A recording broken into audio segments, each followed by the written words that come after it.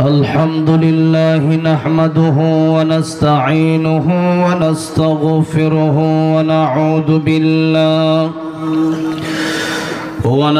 بالله من شرور أنفسنا ومن سيئات أعمالنا من يهده الله فلا مضل له ومن يضلله فلا هادي له ونشهد أن لا إله إلا الله وحده لا شريك له ونشهد أن سيدنا وحبيبنا ومولانا محمدا عبده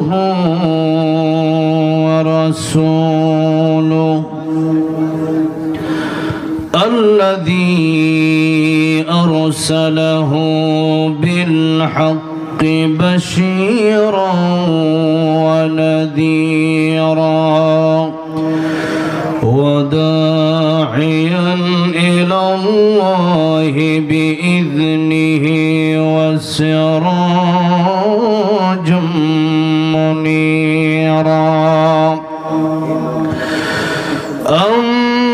أما بعد فقد قال الله تعالى في كلامه المجيد وفي فرقانه الحميد أعوذ بالله من الشيطان الرجيم بسم الله الرحمن الرحيم تبارك الذي بيده الملك وهو على كل شيء قدير الذي خلق الموت والحياة ليبلوكم أيكم أحسن عملا وهو العزيز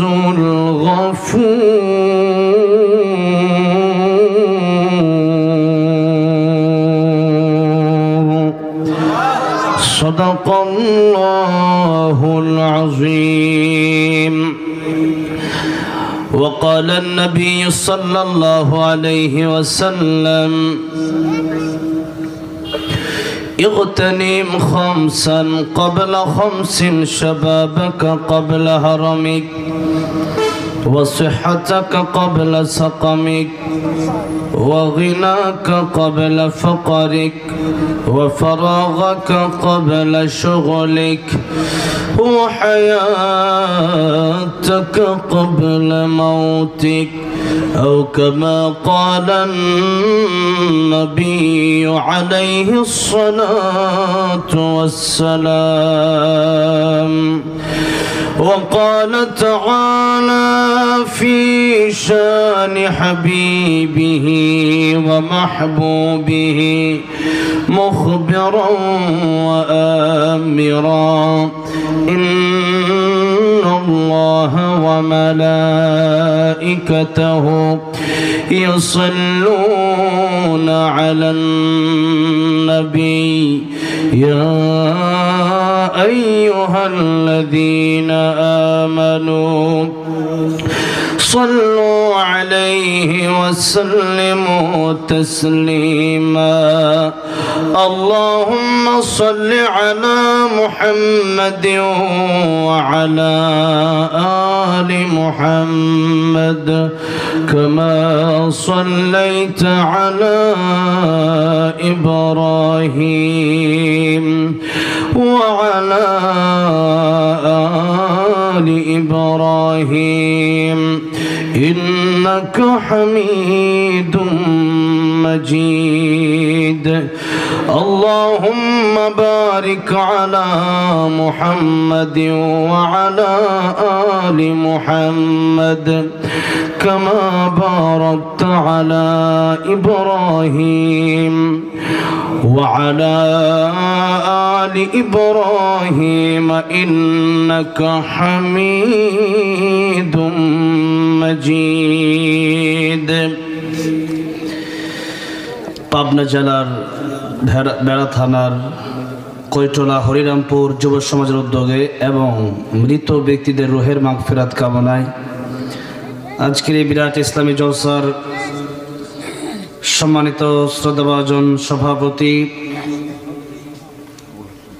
আবুল হাশিম সরদার আবুল হাশিম নাই এই পোস্টারে নাই আবুল হাশিম সরদার সাহেব, আজকের এই ইসলামী জলসার সম্মানিত প্রধান অতিথি বাংলাদেশ জামাত ইসলামীর জেলা কেন্দ্রীয় কর্ম পরিষদ সদস্য সৌর সদস্য ডক্টর আব্দুল বাসেদ খান হাফিজাহুল্লাহ আমার পূর্বে অত্যন্ত গুরুত্বপূর্ণ কথা বলেছেন। আল্লাহ সুবহান মহিয়ান রব্বুল ইজ্জত ওয়াল জালাল আব্দুল বাসেদ খান সাহেবের দীর্ঘ নেক হায়াত দান করেন, এই দেশের জন্য কাজ করার তৌফিক দান করেন, বলেন আমিন। কথা বলেছেন হযরত মাওলানা মোহাম্মদ শওকত হোসেন আল ফারুকি দামাত বারাকাতুহুম, কথা বলেছেন মাওলানা মোহাম্মদ আব্দুল হালিম দামাত বারাকাতুহুম, হাফেজ মাসুদুর রহমান সাহেব দামাত বারাকাতুহুম। উপস্থিত বিশেষ করে আমার ডান পাশে বসা আমার অত্যন্ত মহব্বতের ভাই অত্র পাবনা জেলার বাংলাদেশ জামাত ইসলামের সেক্রেটারি উপজেলার আমাদের প্রাণপ্রিয় শ্রদ্ধেয় আবুজর গিফারি ভাই, আল্লাহ রাব্বুল আলামিন ওনার ইলমে আমলে হায়াতে বারাকা দান করেন এবং এই মাহফিলটিতে আসার জন্য বিশেষ করে আমাকে দাওয়াত করেছেন এখানে অত্যন্ত প্রিয় ওসামা সাদি ভাই, দীর্ঘদিনের পরিচিত। আল্লাহ রাব্বুল আলামিন ভাইকে ওনার হায়াত দান করেন। সর্বোপরি এই মাহফিলটি করার জন্য, আয়োজনের জন্য যারাই কষ্ট করলেন আমার প্রাণ প্রিয় যুবক ভাইরা, শ্রদ্ধেয় মুরব্বী বাবাজিরা, এলাকার সর্বস্তরের জনগণ, আল্লাহ সুবহান মহিয়ান গরিয়ান কিয়ামতের ময়দানে মামুদ জান্নাতে যাওয়ার পরে একটি কোরআন শরীফের মাহফিলের আয়োজন করবেন। এই মাহফিলগুলো, এই ইসলামী জলসাগুলো সেই জান্নাতের মাহফিলের একটি নমুনা মাত্র। জান্নাতের ভিতরে একটা মাহফিল যেটা দুনিয়াতে হয়, একটা মাহফিল আল্লাহ সুবহানাহু ওয়া তাআলা নিজে করবেন এবং সেখানে আল্লাহ সুবহানাহু ওয়া তাআলা নিজেই জান্নাতি মানুষদেরকে কোরআন শরীফ তেলাওয়াত করে শোনাবেন। আজকের এই মাহফিলে যারা আসতে পারলাম, সেই মাহফিলে আল্লাহ রাব্বুল আলামিন যেন আমাদেরকে একটু হলেও জান্নাতের জায়গা করে দেন, বলেন আমিন। যে আল্লাহ রাব্বুল আলামিন আমাদেরকে কথা বলার সুযোগ করে দিলেন, স্বৈরাচার মুক্ত একটি দেশ আমাদেরকে উপহার দিলেন, জালেম মুক্ত একটি সমাজ আমাদেরকে উপহার দিলেন। যে আল্লাহ রাব্বুল আলামিন একটি স্বাধীন দেশ বাংলাদেশ আমাদেরকে উপহার দিয়েছেন, সঠিক কথা সত্য কথা বলার মতো সুযোগ করে দিয়েছেন। সে আল্লাহ রাব্বুল আলামিনের দরবারে প্রাণ খুলে হৃদয়ের গভীর থেকে আল্লাহর প্রেমে মাতোয়ারা হয়ে শ্রদ্ধা জড়িত কণ্ঠে জবান ছেড়ে দিয়ে পড়ছি আলহামদুলিল্লাহ। এই আওয়াজে খুশি হতে পারলাম না। আমরা এখানে যারা আছি পুরুষ তো নাকি, আর বেশি হচ্ছে যুবক। যুবকের আওয়াজ বেশি হবে না কম হবে? পুরুষের আওয়াজ মহিলার চেয়ে কম হবে না বেশি হবে? বেশি হবে। এই হচ্ছে আমাদের সাধারণ কথা। কিন্তু অসাধারণ কথা বলেছিলেন আল্লামা দিলওয়ার হোসেন সাইদি রহমাতুল্লাহ আলাইহি। তিনি বলেছিলেন আমরা বিড়ালের মতো 500 বছর বেঁচে থাকতে চাই না, সিংহের মতো 1 ঘন্টা বাজতে চায়, ঠিক না ঠিক? সেরকম আওয়াজ আজকে পাবনা থেকে আমি চাই। আর একটু বড় মাঠে করলে ভালো হতো। এই যে মানে সিস্টেমটা হচ্ছে ওই যে পিছনে অর্ধেক জায়গা ফাঁকা আর ডানে প্রচুর মানুষ। সিস্টেম আমি যদি এভাবে বসতে পারতাম, কারণ মাহফিলে আমি সবাইকে না দেখতে পারলে আমার ভালো লাগে না। হ্যাঁ, আলহামদুলিল্লাহ যারাই এসেছেন। যাই হোক, এখন আবার আলাদা করে ঢুকতে হলে কষ্ট হবে। এখানে ঢুকতে গেলেই মাহফিলের পরিবেশ নষ্ট। যে যেভাবে আছেন ওভাবে থাকেন। তবে কথা হচ্ছে আমরা কোরআনের জন্য একটু সময় নিয়ে থাকবো বলি ইনশাআল্লাহ। পাবনাতে এতদিন আসতাম, একটু কি ঘুরাই দেবো? না সমস্যা নেই। পাবনাতে এতদিন আসতাম, এসেছি এই যে সিরাজগঞ্জেও এসেছি। এই মাহফিলগুলোতে আসলে বলতো হুজুর রাতে আমরা আপনাকে বয়ান দেবো 10টা, ওইটা বাজাতো 11:30 12টা। কেন? এত নেতার খেতা যে আমার নাম না দিলে আমি যাব না, ওকে আমার নাম দিলে আমি যাব না। এরকম নেতা খেতার জ্বালায় এতদিন পর্যন্ত মাহফিল করা যায় না, ঠিক না বেঠে? ওসি, ডিসি, এসপি, এরপরে অনুমতি দেওয়া শেষ। মাহফিল যেদিন শুরু হবে, বক্তা আসছে, কি আসছে? বক্তা আসবে আমির হামজা, মাহফিল হবে না। বক্তা আসবে, কি আসবে? বক্তা আসবে তারেক মনোয়ার সাহেব, মাহফিল হবে না। বক্তা কে আসবে? বক্তা আসবে রফিক মাদারি, মাহফিল হবে না। বক্তা কে আসবে? বক্তা আসবে আল্লাহ মামুনুল হক, মাহফিল হবে না। কারণ ওদের তো দেহের ভিতরে আবু জাহেলের রক্ত প্রবাহমান, ওদের কাছে কোরআন ভালো লাগবে না। এখন কোরআন ভালো না লাগলেও আল্লাহ রাব্বুল আলামিন বাংলাদেশে কোরআনের মতো ময়দান কায়েম করে দিয়েছেন। তোদের কাছে ভালো না লাগতে পারে, বাংলার জমিন কোরআন দিয়ে চলবে, ঠিক না ঠিক? তোদের ভালো না লাগে দিয়ে কি আসে যায়? ভালো লাগবে আমার আল্লাহর কাছে, যেটা ভালো লাগবে ওটাই দেশে চলবে, ওটাই পৃথিবীতে চলবে। সামনে দিন আসছে, সামনে দিন আসছে। এগুলো যত দেখতেছেন, এই ভারত, এরপরে আমেরিকা, ইসরায়েল, যা দেখতেছেন এগুলো সব ভবিষ্যৎ হয়ে যাবে গজওয়াতুল হিন্দের মাধ্যমে। কিসের মাধ্যমে? গজওয়াতুল হিন্দের মাধ্যমে। গজওয়াতুল হিন্দের জন্য, যুদ্ধের জন্য যখন ডাক দেওয়া হবে, তখন পালাবেন না যাবেন? কি করবেন? হ্যাঁ, আমাদের দেশে কিছু চাটুকার স্বৈরাচারের গোলাম ছিল হুজুররা। কয়েকদিন আগে পুলিশ ধরতে গেছে, ওই ভণ্ডটা পালাইছে, পুলিশ দেখে দৌড় দিছে। হ্যাঁ, এদেশে আমরা কোনোদিন দেখি নাই যে আল্লামা সাইদিকে গ্রেফতার করছে, আল্লামা সাইদিক পালাইছে। আমরা দেখি নাই যে আল্লাহ মামুনুল হককে গ্রেফতার করতে গেছে পুলিশ, মামুনুল হক সাহেব পালাইছে। আমরা দেখি নাই সাখাওয়াত হোসেন রাজি সাহেবকে গ্রেফতার করতে গেছে, সাখাওয়াত হোসেন রাজি সাহেব পালাইছে। কিন্তু ওটা ধরতে গেছে পালাইছে, কারণ ওটা ছিল স্বৈরাচারের দালাল। 5টা গোলাম ছিল একটা, ঠিক না বেঠে? একটা কেউ ছাড় দেওয়া হবে না। কোরআন শরীফ, আমরা কথা বলেছি মাজলুমের পক্ষে, জালেমের বিপক্ষে। যারা আলেমদেরকে তিলে তিলে শেষ করে দিয়েছে, যারা আল্লামা সাইদ রহমতুল্লাহ আলাইহিকে ইনজেকশনের সাথে বিষ মিশিয়ে শহীদ করে দিয়েছে, যারা মতিউর রহমান নিজামী সাহেবকে ফাঁসি দিয়েছে, কাদের মোল্লা সাহেবকে ফাঁসি দিয়েছে, এই দেশে শত শত আলেমকে যারা হত্যা করেছে, এবং এই হত্যার সাথে জড়িত যেই লোকগুলো ছিল, প্রশাসনের কর্মকর্তা ডিবি হারুন সহ সবগুলোর সাথে সবগুলোর সাথে হাতাহাতি। এমন মিল স্টেজে উঠলে মনে হয় তারা আপন দুলাভাই হয়। এরকম সম্পর্ক যারা রেখেছে, কি মনে করেন এরা কি আলেমদের পক্ষে ছিল না স্বৈরাচারের দালাল ছিল? হ্যাঁ, স্বৈরাচারের দালালদের পক্ষে কোনো কথা নাই। অনেকেই বলে এদের পক্ষে, ইসকনের দালালদের পক্ষে, জালেমের দালালের পক্ষে। জালেম যেরকম তার শাস্তি হবে, জালেমের দালাল যারা ছিল এদেরও শাস্তি হবে। এই জন্য আমরা মুনাফিক হয়ে বাঁচতে চাই না, আমরা বাঁচতে চাই কেবলমাত্র একজনের গোলামি করে। জবান খুলে বলেন তিনি কে? জোরে বলেন তিনি কে? জবান ছেড়ে দিয়ে বলেন আল্লাহু আকবার। আল্লাহর চেয়ে বড় কেউ আছে? জোরে বলেন আছে? নাই। আজ এই পৃথিবীর যে সিস্টেম, এই সিস্টেমটা বলেন তো, আল্লাহর এই যে বললাম আল্লাহু আকবার, আল্লাহ বড়, আল্লাহর চেয়ে বড় কেউ নাই।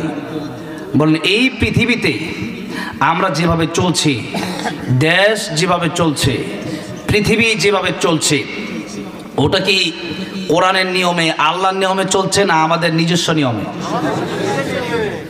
আমাদের নিজস্ব নিয়মে চলছে। তাই আজকে সূরা মুলুক থেকে আমরা তাফসিরে ঢুকবো, বলি ইনশাআল্লাহ। আল্লাহ রাব্বুল আলামিন বলছেন, তাবারাকাল্লাযী বিয়াদিহিল মুলকু ওয়া হুয়া আলা কুল্লি শাইইন কাদির।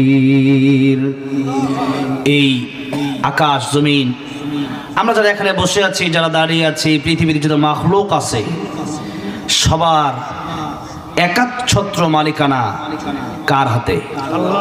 মালিক কে? এই যে মালিক আল্লাহ, এটাই আল্লাহ রাব্বুল আলামিন বোঝাতে চাইলেন।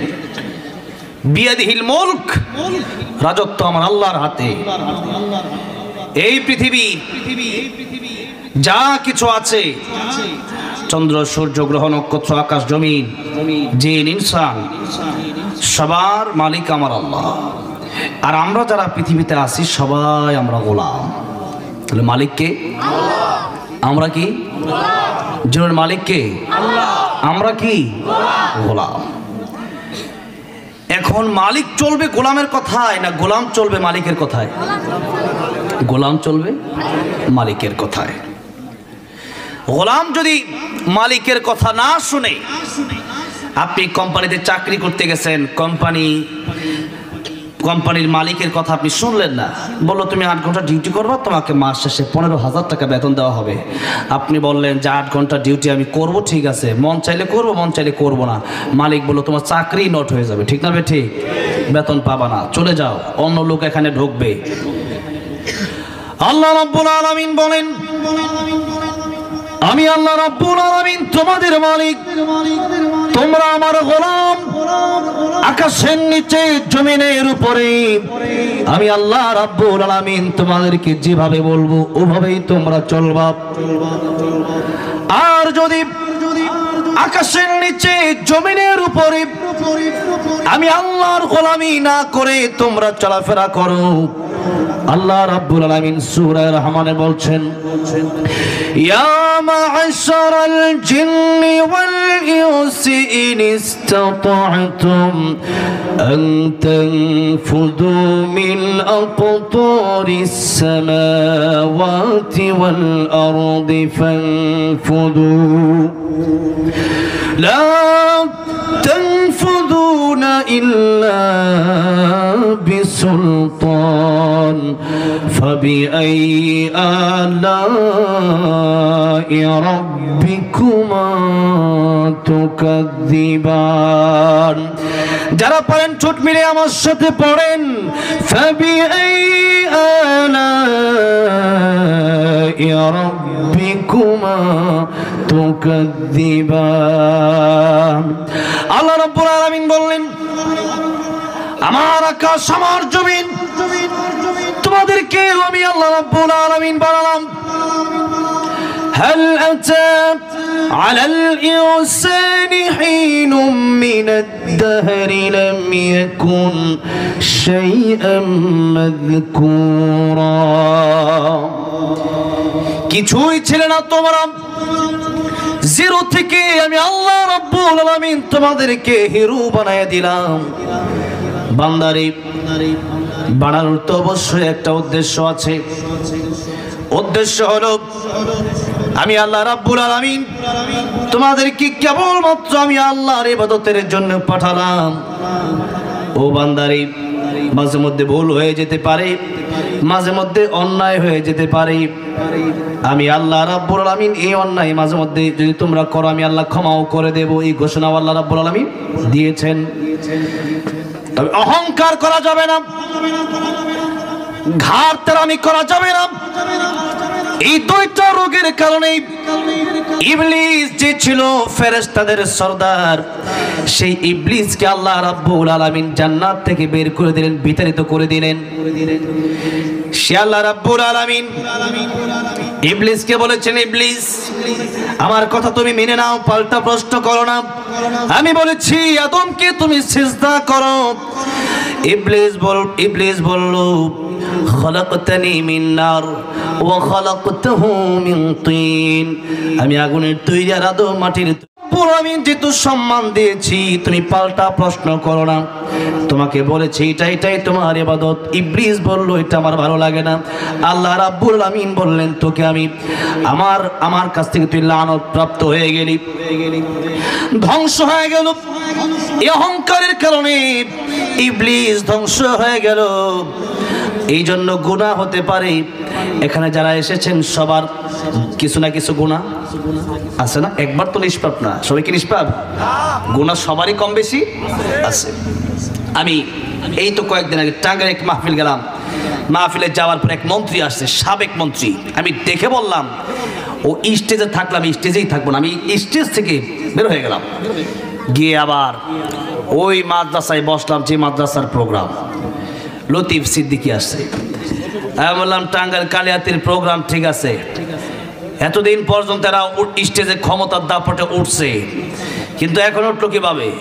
বলে হুজুর এদিকে এখনো তার নেতাগিরি চলে। আমি কই এখনো তারা বন্দি করার নাই, আপনারা ধরার নাই কেন? এরপরে স্টেজে উঠা, আমার আগে স্টেজে উঠছে, উঠা বলতেছে এই যে হুজুররা দোয়া করে হুজুরদের গুনাহ থাকতে পারে, আমার জীবনে কোনো গুনাহ নাই। আপনারা দেখছেন এই ভিডিওটা? কে কে দেখছেন? যাক, আপনারা অনেকেই ভিডিওটা দেখছেন। তো সে বললো আমার কোনো গুনাহ নাই। চিন্তা করতে পারেন, আমার নবী দিনে 100 বার তওবা করে। আমার নবীর তো কোনো গুনাহ নাই, আছে? আছে? আমার নবী দিনে 100 বার তওবা করেছেন। জিজ্ঞেস করা হলো ইয়া রাসূলুল্লাহ, ইয়া হাবিবাল্লাহ, আপনার কোনো গুনাহ নাই, এরপরও আপনি কেন এত নামাজ পড়েন, এত সিজদা দেন, এত রুকু করেন, আল্লাহর কাছে এত তওবা করেন, কারণ কি? আল্লাহর নবী বললেন এই জন্য করি আমার আল্লাহ রাব্বুল আলামিনের শুকরগুজার বান্দা কি আমি হব না? আল্লাহ শুকর আদায় করার জন্য নবী তওবা করছেন, সিজদা করছেন, রুকু করছেন, সারা রাত নামাজে দাঁড়ায় থাকছেন। আর তার মতো একটা নাস্তিক কমার কারক যারা হজ নিয়া তাবলীগ নিয়া তাদের ক্রিটিসাইজের শেষ নাই, এরা বলছে আমার জীবনে কোনো গুনাহই নাই। নাউজুবিল্লাহ জোরে বলতে পারেন না? নারীদের নিয়ে বেপর্দার সাথে সারাদিন ঘোরাফেরা, একের পর এক আলোচনা, একের পর এক মৌজ মাস্তি, ওগুলো আবার ইউটিউবে ছেড়ে, ফেসবুকে, অনলাইনে ছেড়ে, কত বড় দুঃসাহস! শয়তান যেরকম অহংকার করেছিল সেরকম অহংকার করে বলছে আমার জীবনে কোনো গুনাহই নাই। হুজুরদের জীবনে গুনাহ আছে, তার জীবনে নাকি গুনাহ নাই। এই জন্য আমরা দোয়া করছি নাকি ভুল হয়েছে। নাউজুবিল্লাহ বলেন। কত বড় দাম্ভিক, কত বড় অহংকার! শয়তানের সাথে কিছু মিলছে তো? শয়তানের সাথে কিছু মিলছে? এরপরে বলল ইসলাম তো এটা অন্তরে থাকার বিষয়। এই যে হুজুররা এই যে পোশাক পরছে, এগুলো করলে কি হবে চিন্তা করেন। এরপরে আমি সেই স্টেজে উঠলাম, আমি বললাম ওর জীবনে কোনো গুনাহ যে নাই, ও গুনাহ কারে ওইটাই তো বোঝে না। গুনাহ কারে বলে ওইটা বুঝে? ওটা তো বুঝেই না। হ্যাঁ, আহা, তাহলে আমাদের জীবনে কম বেশি গুনাহ তো আছে না, কি বলেন? আছে। ইবলিস বলেছিল আল্লাহ রাব্বুল আলামিন তোমার এই বান্দাকে আমি ইবলিস ডান দিক থেকে, বাম দিক থেকে, সামনে পিছনে, সব দিক থেকে সুম্মা লাআতিয়ান্নাহুম মিন বাইনি আইদিহিম ওয়া মিন খালফিহিম ওয়া আন আইমানিহিম ওয়া আন শামাইলিহিম, আমি ধোঁকা দিতে দিতে তোমার বান্দাকে জাহান্নামের দিকে নিয়ে যাব। আল্লাহ রাব্বুল আলামিন বললেন ইবলিস রে, সারা জীবন ধোঁকা দেবে, আমার বান্দা মৃত্যু আসবে, তাকেও যদি তওবা করতে পারে আমি আল্লাহ রাব্বুল আলামিন বান্দার জীবনের গুনাহগুলি মাফ করে দেব। দুইটা সময় বাকি রেখে রাসূল সাল্লাল্লাহু আলাইহি ওয়াসাল্লাম বলেন ওই দুই সময় চলে আসলে আর তোমরা তওবা করলে কবুল হবে না। কয়টা সময়? দুইটা সময়। একটা হচ্ছে অলরেডি ইতিমধ্যে নিউজ হয়ে গেছে যে পশ্চিম দিক থেকে সূর্য উঠবে। রাসূল সাল্লাল্লাহু আলাইহি সাল্লাম বলেছেন কিয়ামতের যে বড় বড় আলামতগুলো আছে এর মধ্যে একটা হচ্ছে পৃথিবীতে পশ্চিম দিক থেকে সূর্য উঠবে, তখন কিয়ামত খুব নিকটবর্তী হয়ে যাবে। এই কিয়ামত আমাদের খুবই কাছে, তো এই জন্য ওই সময় আসলে আর তওবা কবুল হবে না। আরেকটা হচ্ছে মানুষের যখন মৃত্যুর গড়গড়া শুরু হয়ে যায়, মরণের সময় যখন হয়ে যায়, মালাকুল মউত আজরাইল চলে আসছে, মৃত্যুর ফেরেশতা চলে আসছে, এখন জান বের হবে। তখন ফেরাউনও বলেছিল আনা মিনাল মুসলিমিন, আমি মুসলমান। কোরআনে আছে না আনা মিনাল মুসলিমিন, আছে তো? তখন আল্লাহ বললেন এখন আর কাজ হবে না, এখন তওবা করে ভালো হইলে কি হবে? মরে যাওয়ার পরে ভালো লাভ আছে? মরার আগে ভালো হতে হবে, ঠিক না? ঠিক, মৃত্যুর আগে ভালো হতে হবে। আজ ক্ষমতা চলে গেছে, এই জন্য অনেক মানুষ এখন কয় যে যা হইছে হইছে, মানে যা হইছে হইছে না, এতদিন ভালো ছিল না কেন, এখন বিচার হবে, ঠিক না? ঠিক, এখন যা হইছে এটা বললে লাভ নাই, এখন বিচারের কাঠগড়া যেতে হবে। আমার ভাইরা, আমার মুরব্বী বাবাজিরা, বলছিলাম আল্লাহ রাব্বুল আলামিন বললেন এই দুনিয়াতে আমি আল্লাহ তোমাদেরকে পাঠালাম আমার গোলামের জন্য, তোমরা আমার গোলাম, আমি আল্লাহ তোমাদের মালিক। মালিক কয়জন? আর আমরা সবাই গোলাম। আল্লাহ বললেন আমি আল্লাহ রাব্বুল আলামিন তোমাদেরকে গোলাম হিসেবে পৃথিবীতে পাঠালাম, আর গোলাম যারা হয়ে যাবা আমি আল্লাহ রাব্বুল আলামিন তাদেরকে ভালোবাসবো। কিয়ামতের ময়দানে তোমাদেরকে ডেকে ডেকে জান্নাতে যাব। কোরআন শরীফ এসেছে, ইয়া আইয়াতুহান নাফসুল মুতমাইন্নাতু রুজিই ইলা রাব্বিকি রাদিয়াতাম মারদিয়া ফাদখুলি ফি ইবাদি ওয়াদখুলি জান্নাতি। আল্লাহ বলবেন হে প্রশান্ত মন, আমি আল্লাহ রাব্বুল আলামিন তোমাদের প্রতি খুশি, তোমরাও আমার প্রতি খুশি, এসো আমার দিকে আসো। আর ফাদখুলি ফি ইবাদি, এই যে ইবাদ আব্দুন শব্দ থেকে আসছে, ইবাদি আব্দুন মানে গোলাম, আব্দুন মানে বান্দা। আর গোলামি যারা করবে এদের চাকরিটাই থাকবে, গোলামি না করলে ফ্যাক্টরিতে মালিক চাকরি দেয় না। যেমনি ভাবে দুনিয়ার মালিক যদি বলতে পারে আমি তোমাকে চাকরি দিলাম না, চাকরি যদি না করো চলে যাও, বেতন পাবা না, তবে একটা কথা আছে, ওই মালিকের সাথে বেয়াদবি করলে ওই মালিক আপনাকে ডাইরেক্ট বের করে দিলেও আল্লাহ রাব্বুল আলামিন আপনাকে সুযোগ দেন। আল্লাহ রাব্বুল আলামিন এই তাম পৃথিবীর যে মানুষ বানালেন, এই মানুষগুলোর ভিতরে 200 কোটি মানুষ ইমানদার মুসলমান, এরপর নামে বেশি কাজে কম, নামে বেশি কাজে কম। আমরা এই যে এত মানুষ আসলাম, ফজর নামাজের সময় কিন্তু এত মানুষ যায় না। আচ্ছা বলেন, আমরা যে নামাজই না পড়ি, এই দেশের ভিতরে ইসলাম কায়েম করা কি সহজ না কঠিন? আগে তো নিজেদের ঠিক হতে হবে, নাকি বলেন? পরে তো দেশ ঠিক হবে। এই জন্য আল্লাহ রাব্বুল আলামিন বললেন গোলামি যদি আমার করো, ফাদখুলি ফি ইবাদি ওয়াদখুলি জান্নাতি, যদি গোলাম হতে পারো তাহলে তোমরা যাবা জান্নাতে। এখন আল্লাহ রাব্বুল আলামিন বললেন আমার কোরআন দিয়া দেশ চালাও। আপনি বললেন না আল্লাহটা ভালো লাগে না, আমি বললাম আল্লাহু আকবার, কারণ আল্লাহু আকবার স্লোগানই ভালো লাগে না, তাহলে সে কি গোলাম হতে পারবে? উল্টা শয়তানের দলে যাবে। উল্টা কার দলে যাবে? শয়তানের দলে যাবে। এখন কোরআন শরীফ দিয়ে যদি আল্লাহর গোলামি করতে হয়, আল্লাহর গোলামি শুধু ঘরের ভিতরে, মসজিদের ভিতরে আর মাদ্রাসার ভিতরে চলবে না, গোটা দেশের ভিতরে চলবে, তামাম পৃথিবীতেই চলবে। কিন্তু বড় দুঃখজনক ব্যাপার, সবাই বলে চলবে, কিন্তু কোরআন, আল্লাহর আইন, আল্লাহর হুকুম, আল্লাহর গোলামি আমরা শুধু মসজিদে সীমাবদ্ধ রাখছি, শুধু মাদ্রাসায় সীমাবদ্ধ রাখছি, শুধু নিজের ঘরে সীমাবদ্ধ রেখেছি। দেশে আমরা আল্লাহর কোরআনের আইন এখনো বাস্তবায়ন করতে পারি? যেমন কোরআন শরীফে আইন আছে, আস-সারিকু ওয়াস-সারিকাতু ফাকতাহু আইদিয়াহুমা, চোর যদি চুরি করে তার হাত কেটে দাও। কোরআন শরীফের আইন এটা আছে না নাই?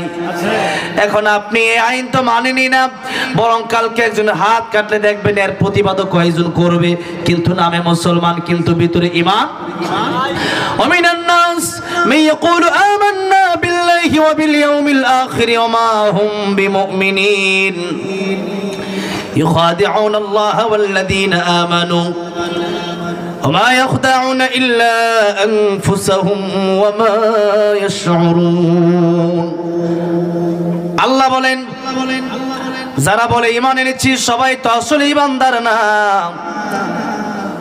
সবাইকে আপনি ঈমানদার পাবেন না অনেক লোক আছে তাদেরকে মিষ্টি খেতে বললে তারা মিষ্টি খায় কিন্তু যুদ্ধের ময়দানে যেতে বললে পরে তারা রাজি না বোমাবাজির সাথে আমরা নাই তরবারির সাথে আমরা নাই তো রাসূল সাল্লাল্লাহু আলাইহি সাল্লামের সাথে কি তরবারি ছিল না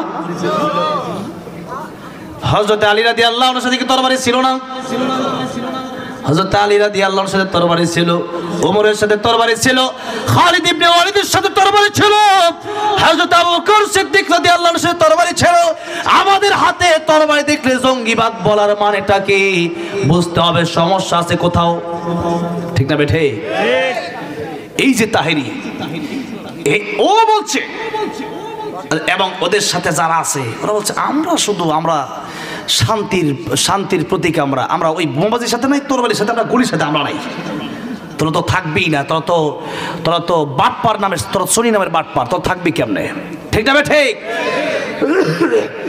কি নবীকে শুধু মিষ্টি খাইছেন নাকি জিহাদের ময়দানে গেছেন জান নাই হ্যাঁ এই জন্য বলা হয়েছে সুন্নাত নয় শুধু দাওয়াতের মেহমান সুন্নাত নয় শুধু খাওয়া শেষে মধুপান আরো কিছু সুন্নাত আছে তুমি জানো কি জানলেও জীবনে কখনো তামানো কি সুন্নাত শুধু নয় বকরি চড়াতে যাওয়া আর সুন্নাত হলো পাথরের আঘাত খাওয়া ঠিক না ঠিক মোহাব্বতে তার খালিদ মোরালি আবু বকরের মতো পাশে থাকো কি আর কিছু সুন্নাত আছে তুমি জানো কি জানলেও জীবনে কখনো তামানো কি এই জন্য সুন্নাত যদি মানতে হয় অর্ধেক না পরিপূর্ণ মানতে হবে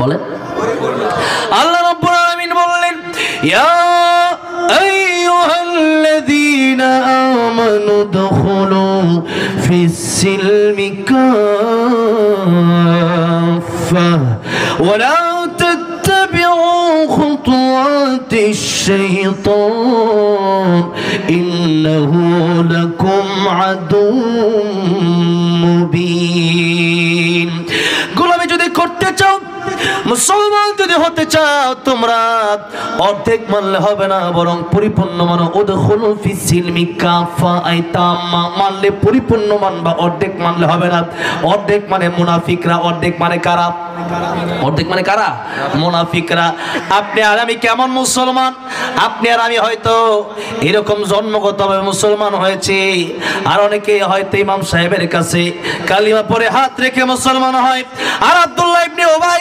আল্লাহর নবীর হাতে হাত রেখে মুসলমান হয়েছিল কিন্তু আব্দুল্লাহ ইবনে উবাই কি মুসলমান ছিল না মুনাফিক ছিল নামাজেও আছে মিষ্টি খাওয়াতেও আছে সব জায়গায় আছে নবীকে চলো জিহাদের ময়দানে অর্ধেক গিয়ার নাই জিবরিল আমিন লিস্ট নিয়ে আসলো ইয়া রাসূলুল্লাহ ইয়া হাবিবাল্লাহ ওটা তো মুনাফিক নবী বলেন পাগড়ি উপরে জুব্বা উপরে জিবরিল আমিন বলেন ইয়া রাসূলুল্লাহ ইয়া হাবিবাল্লাহ পাগড়ি পরলে বড় ঈমানদার হওয়া যায় না শুধু দাড়ি রাখলেই বড় ঈমানদার হওয়া যায় না শুধু জুব্বা পরলেই বড় ঈমানদার হওয়া যায় না ইন্না আকরামাকুম ইনদাল্লাহি আতকাকুম অন্তরটা বড় ভালো থাকার দরকার জুড়ে বলেন আছে না নাই আজকে আমাদেরকে দেখতে বড় ভালো কিন্তু অন্তরটা বড় কালো আর বেলাল রাদিয়াল্লাহু আনহু কালো না ফর্সা কালো কিন্তু অন্তরটা বড় ভালো নবীজি গেলেন জান্নাতে মেরাজের রাতে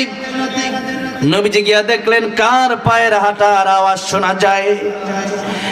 নবীজি জিজ্ঞাসা করলেন জিবরাইল কার পায়ের হাঁটার আওয়াজ শোনা যায়? জিবরাইল বলেন ইয়া রাসূলুল্লাহ, ইয়া হাবিবাল্লাহ, জান্নাতের ভিতরে আপনার আগে কেউ ঢোকে নাই, তবে কথা হচ্ছে হযরত কালো বেলাল রাদিয়াল্লাহু আনহু দুনিয়ার জমিনে হাঁটে, তার হাঁটার আওয়াজ আল্লাহর তৈরি জান্নাতের ভিতরে এসে পৌঁছে যায়। লুকমান হাকিম, সূরা লুকমান কোরআন শরীফে আছে না নাই? সূরা লুকমান আছে 21 নম্বর পারা 10 নম্বর পৃষ্ঠায়। এই সূরা লুকমান আল্লাহ রাব্বুল আলামিন নাজিল করলেন। লুকমান আলাইহিস সালাম তার সন্তানকে বললেন, ওয়া ইয ক্বালা লুকমানু লিবনিহি ওয়া হুয়া ইয়াইযুহু ইয়া বুনাইয়া লা তুশরিক বিল্লাহ ইন্নাশ শিরকা লাযুলমুন আযীম। লুকমান হাকিম বললেন, সন্তান তুমি শিরিক করো না, কারণ কেউ যদি শিরিক করে তাহলে সেই ব্যক্তি আর জান্নাতে যেতে পারে। আল্লাহ রাব্বুল আলামিন বললেন, ইন্নাল্লাহা লা ইয়াগফিরু আন ইউশরাকা বিহি ওয়া ইয়াগফিরু মা দুনা যালিকা লিমান ইয়াশা ওয়া মান ইউশরিক বিল্লাহি ফাকাদ ইফতারা ইসমান আযীমা। কিয়ামতের ময়দানে বান্দারে আমি আল্লাহ রহমান, আমি আল্লাহ রহিম, আমি আল্লাহ গফফার, বান্দা তোর জীবনের সব গুনাহ আমি আল্লাহ রাব্বুল আলামিন maaf করে দিতে পারি। চাইলে আল্লাহ চাইলে maaf করতে পারেন কি পারেন না? আল্লাহ রাব্বুল আলামিন এক একটা ওসিলা দেখে দেখে বান্দাকে maaf করবেন।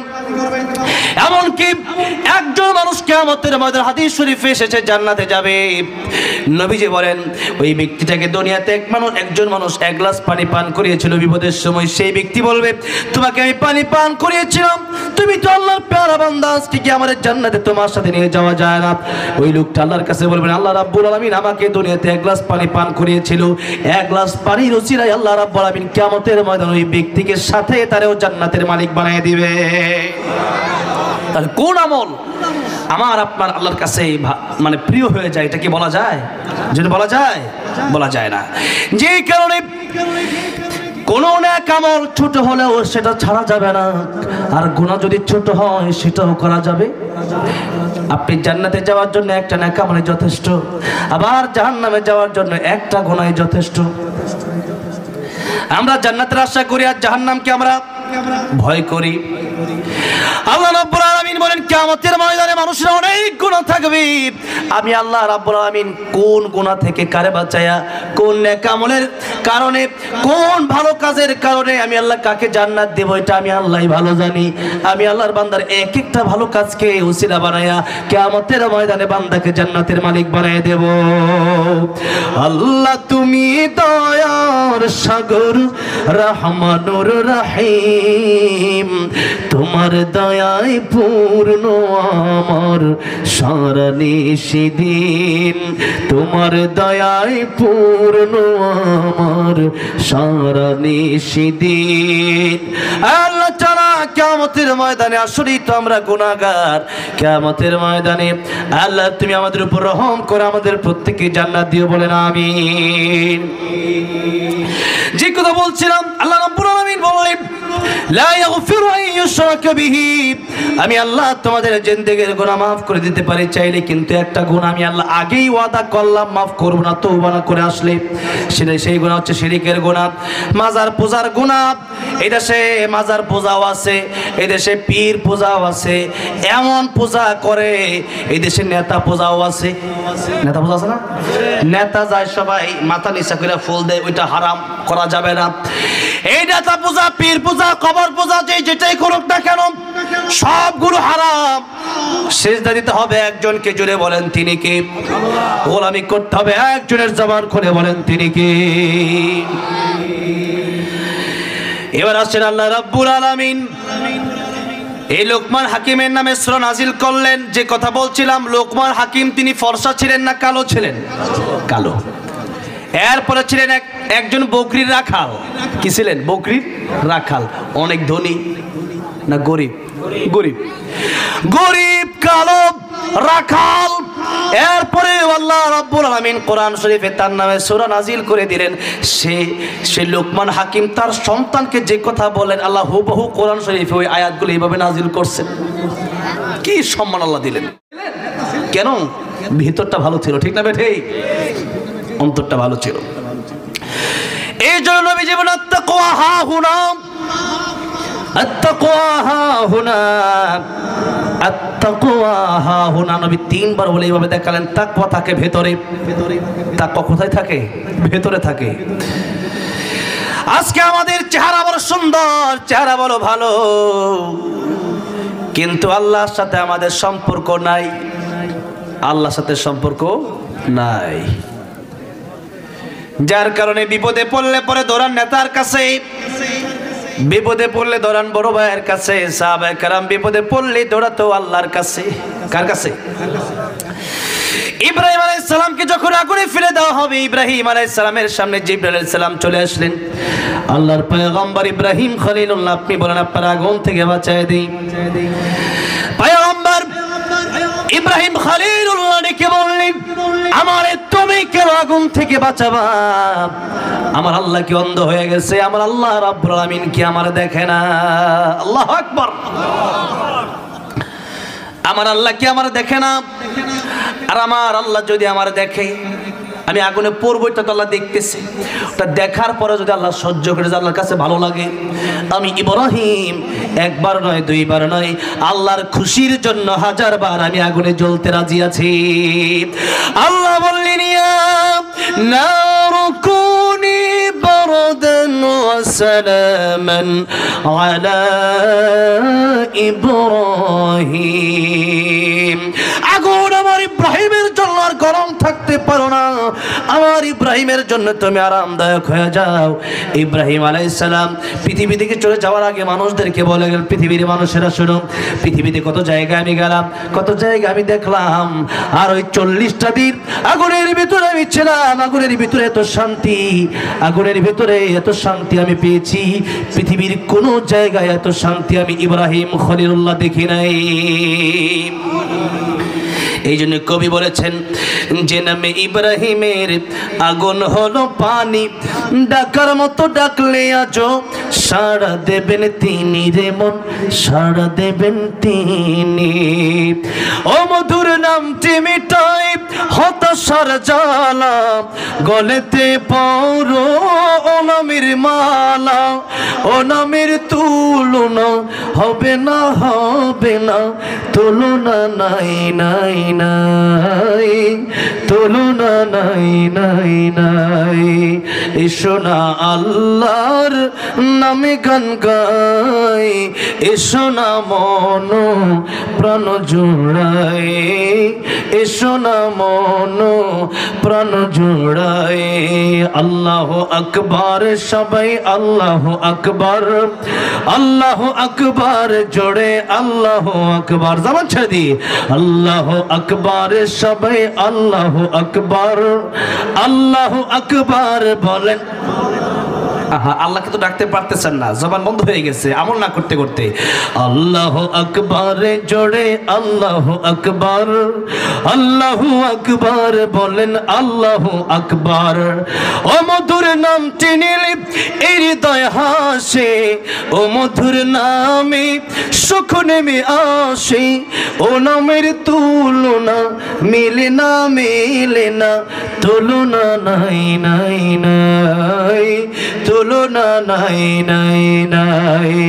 এসো না আল্লাহর নামে গান গাই, এসো না মন প্রাণ জোড়াই, এসো না মন প্রাণ জোড়াই।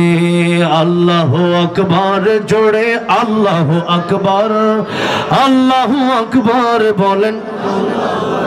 আমার ভাইরা, আমার মুরব্বি বাবাজিরা, এই জন্য যতই বিপদে পড়েন না কেন, মনে রাখতে হবে বদরি কাফেলাতে 1313 জন মুসলমান ছিলেন, ইমানদার ছিলেন।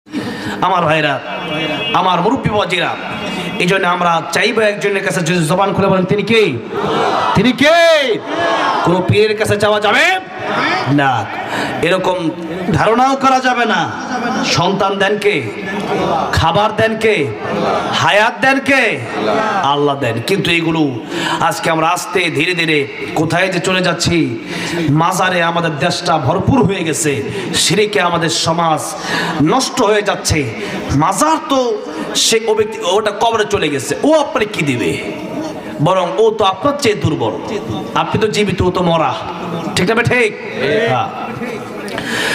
আমার ভাইরা, আমার মুরব্বি বাবাজিরা, যে কথা বলছিলাম, আল্লাহ রাব্বুল আলামিন বলেছেন তোমাদেরকে পাঠালাম আমার গোলামি করার জন্য, তবে গোলামি বেশি দিন করতে হবে না। এই যে বালেগ হওয়া থেকে নিয়ে মৃত্যু পর্যন্ত তোমাদের গোলামি হবে। আর যদি কারো মনে না চাই যে আমি গোলামি করব না, আপনি না করলে আল্লাহর ক্ষতি হবে। আপনি নামাজ না পড়লে আল্লাহর অনেক লস হয়ে যাবে, নাকি বলেন? আগামীকাল থেকে মনে হয় সূর্য আর উঠবে না, নাকি চন্দ্র মনে হয় উঠবে না, নাকি নাকি আপনার ক্ষতি হবে? আপনারই ক্ষতি হবে।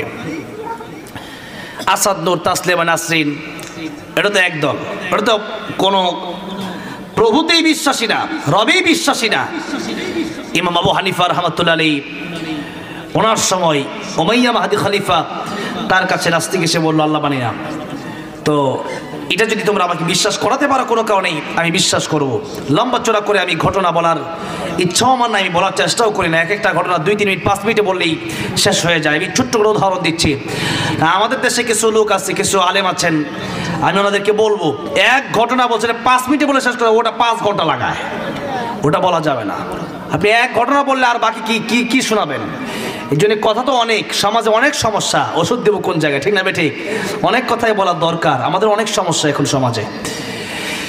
নামাজ নাই, পর্দা নাই, সুদ আছে, ঘুষ আছে, কোরআনের আইন নাই। আমরা যাব কোথায়? কোথায় ওষুধ দেবো? কোনটা রেখে কোনটা ঠিক করব? কবে হিন্দুদেরকে দাওয়াত দেবো? মুসলমানরা তো আমরা ঠিক করছি না, ঠিক না ঠিক? না, আগে মুসলমানদের ঠিক হতে হবে, পরে একসাথে আমরা মিলেমিশে হিন্দু, খ্রিস্টান, বৌদ্ধদেরকেও আমরা দাওয়াত দেবো, বলি ইনশাআল্লাহ। আমার ভাইরা, আমার মুরব্বি বাবাজিরা, আমি আপনি যদি আল্লাহর গোলামি না করি, নামাজ না পড়ি, ফারিকুন ফিস সাঈর, পথ হচ্ছে বাম দিকে সোজা জাহান্নামে। কোথায় আছে পথ? জাহান্নামে। ইমাম আযম আবু হানিফা রাহমাতুল্লাহ আলাইহি ডাকলেন উমাইয়া খলিফা মাহদী, বললেন এই যে একটা বাহাস করা লাগবে। তো ইমাম আযমকে ডাকলেন বিকেল বেলায়, সন্ধ্যাবেলায়। উনি আসলেন গভীর রজনীতে, বললেন আপনি কি তো অনেক আগে খবর পাঠালাম, দেরি হইল, কোনো সমস্যা ছিল কিনা? বললো হ্যাঁ সমস্যা তো একটা ছিল, নদীর ওই পারে দাজলা নদী, ওই পারে আমার বাড়ি, এই পারে আপনার বাড়ি, আমি আসবো কিভাবে? নৌকা পাচ্ছিলাম না, অনেকটা দেরি করে আসছিলাম।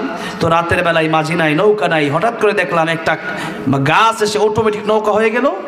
এরপরে কে যেন আলকাতরা মেরে সুন্দর করে নৌকাটা সাজায় দিল। এরপরে মাঝি নাই, নৌকা আমার কাছে চলে আসলো অটোমেটিক। আমি নৌকাতে উঠলাম, নৌকা আমার এই পারে এসে নামাই দিল, এতে চলে আসলাম। নাস্তিক বেটা দাঁড়ায় গেছে, তোমাকে তো মানুষ বলে ইমাম আযম, আর এখন তো দেখছি তুমি বোকা। কিসের ইমাম আযম তুমি? ইমাম আযম রাহমাতুল্লাহ আলাইহি বললেন, ওরে নাস্তিক শোনো, তাম পৃথিবী, এই পৃথিবী তুমি দেখছো, তুমি যে আমাকে বোকা বললা, কারণটা কি? নাস্তিক বলল একটা নৌকা নদীর ওই পার থেকে পারে আসবে, মাঝি ছাড়া চলে আসবে, এরকম বোকার মতো কথা তুমি কেন বলছো? আর একটা নৌকা গাছ দিয়া কাঠ হয়ে যাবে, কাঠ মিস্ত্রি ছাড়া নৌকা হয়ে গেল, আলকাতরা লাগাই দিলেন, নৌকা সাজায় দিল, এরকম বোকার মতো কথা তুমি কি যে বলছো? এগুলোকে হয় নাকি? সম্ভব নাকি? ইমাম আযম বলেন এটা কি আমাকে তোমার বোকা মনে হয়? নাস্তিক বলল হ্যাঁ অবশ্যই বোকা মনে হয়, বানানেওয়ালা ছাড়া নৌকা বনতে পারে না, চালানেওয়ালা ছাড়া নৌকা চলতে পারে না। ইমাম আযম আবু হানিফা রাহমাতুল্লাহ আলাইহি বললেন নাস্তিক রে, আমি কত বোকা, তার চাইতে বড় বোকা তুমি। একটা নৌকা যদি বানানেওয়ালা ব্যতীত বনতে না পারে, চালানেওয়ালা ব্যতীত চলতে না পারে, তুমি কেমনে বললা এই পৃথিবীতে তুমি আসলে? পৃথিবী তৈরি হলো কোনো সৃষ্টিকর্তা ছাড়া, তার মানে সৃষ্টিকর্তা একজন আছে, জবান খুলে বলেন তিনি কে? একটা নৌকা, এটাই তো কাঠমিস্ত্রি ছাড়া হয় না। একটা নৌকা মাঝে ছাড়া চলেই না। আর আমি আপনি চলছি, আমি আপনি কথা বলছি, এই দুনিয়া চলছে, প্রতিদিন সূর্য ঠিক টাইমে উঠতেছে, ওটা কি মনে করতেছে অটোমেটিক করতেছে? অবশ্যই একজন চালানেওয়ালা বানানেওয়ালা আছে না নাই? আছে। কিন্তু সেরকম বিশ্বাস আমাদের অন্তরে খুবই দুর্বল। আমাদের ইমান কচু পাতার পানির মতো টলমলো টলমলো করে, লালা দিলেই শেষ। 500 টাকার জন্য পর্যন্ত মানুষের এসে ইমান বিক্রি করে দিয়েছে। অসংখ্য ঘটনা আছে যারা এই দেশে আল্লাহু আকবার তারা স্লোগান বন্ধ করে দিয়েছে। চাকরি টিকাতে গিয়ে তাদের আল্লাহর নামে স্লোগান বন্ধ করার জন্য মাইক কিনে নিয়েছে বক্তার কাছ থেকে। এরকম অসংখ্য অগণিত ঘটনা আছে না নাই? আছে। হ্যাঁ, আল্লাহ রাব্বুল আলামিন বললেন, আমার গোলামি যদি তোমাদের কাছে ভালো না লাগে তোমরাই ক্ষতিগ্রস্ত হয়ে যাবা। আর আল্লাহ রাব্বুল আলামিন বলছেন, ইয়া মা'আশারাল জিন্নি ওয়াল ইনসি ইন ইসতাতা'তুম আন তানফুযু মিন আকতারিস সামাওয়াতি ওয়াল আরদি ফানফুযু। আমার আইন যদি, আমার কোরআন যদি তোমাদের কাছে ভালো না লাগে তবে আমার আকাশ জমিন থেকে ছেড়ে তোমরা বের হয়ে যাও। বলেন তো, এখানে আমরা যারা আছি আল্লাহর আকাশ জমিন থেকে বের হওয়ার মতো কোন শক্তি আমাদের আছে? যেখানেই যাবেন সেখানে কার আকাশ জমিন? এই যে যারা দিল্লিতে গিয়ে পালাইছে, এটা এই দিল্লিটা কার? আমেরিকা, লন্ডন, সবই কার? আল্লাহর। আমি আপনিও, আমার আপনারও কে বানাইছে? হ্যাঁ, ইন্ডিয়ার নরেন্দ্র মোদীকে কে বানাইছে? Donald Trump. সবাইকে আল্লাহ বানাইছে। সুতরাং এরকমটা যদি আল্লাহ পাক বললেন, যদি মনে করো আমার আইন, আমার গোলামি, আমার কোরআন তোমাদের কাছে ভালো না লাগে, সুদ, ঘুষ, জুয়া, জুলুম, এরপরে মানুষকে হত্যা করা, মানুষের দিলে কষ্ট দেওয়া, মানুষের মাল লুটে খাওয়া, এগুলো যদি তোমাদের মনে চায়, আমার আকাশ জমিন থেকে বের হয়ে যাও।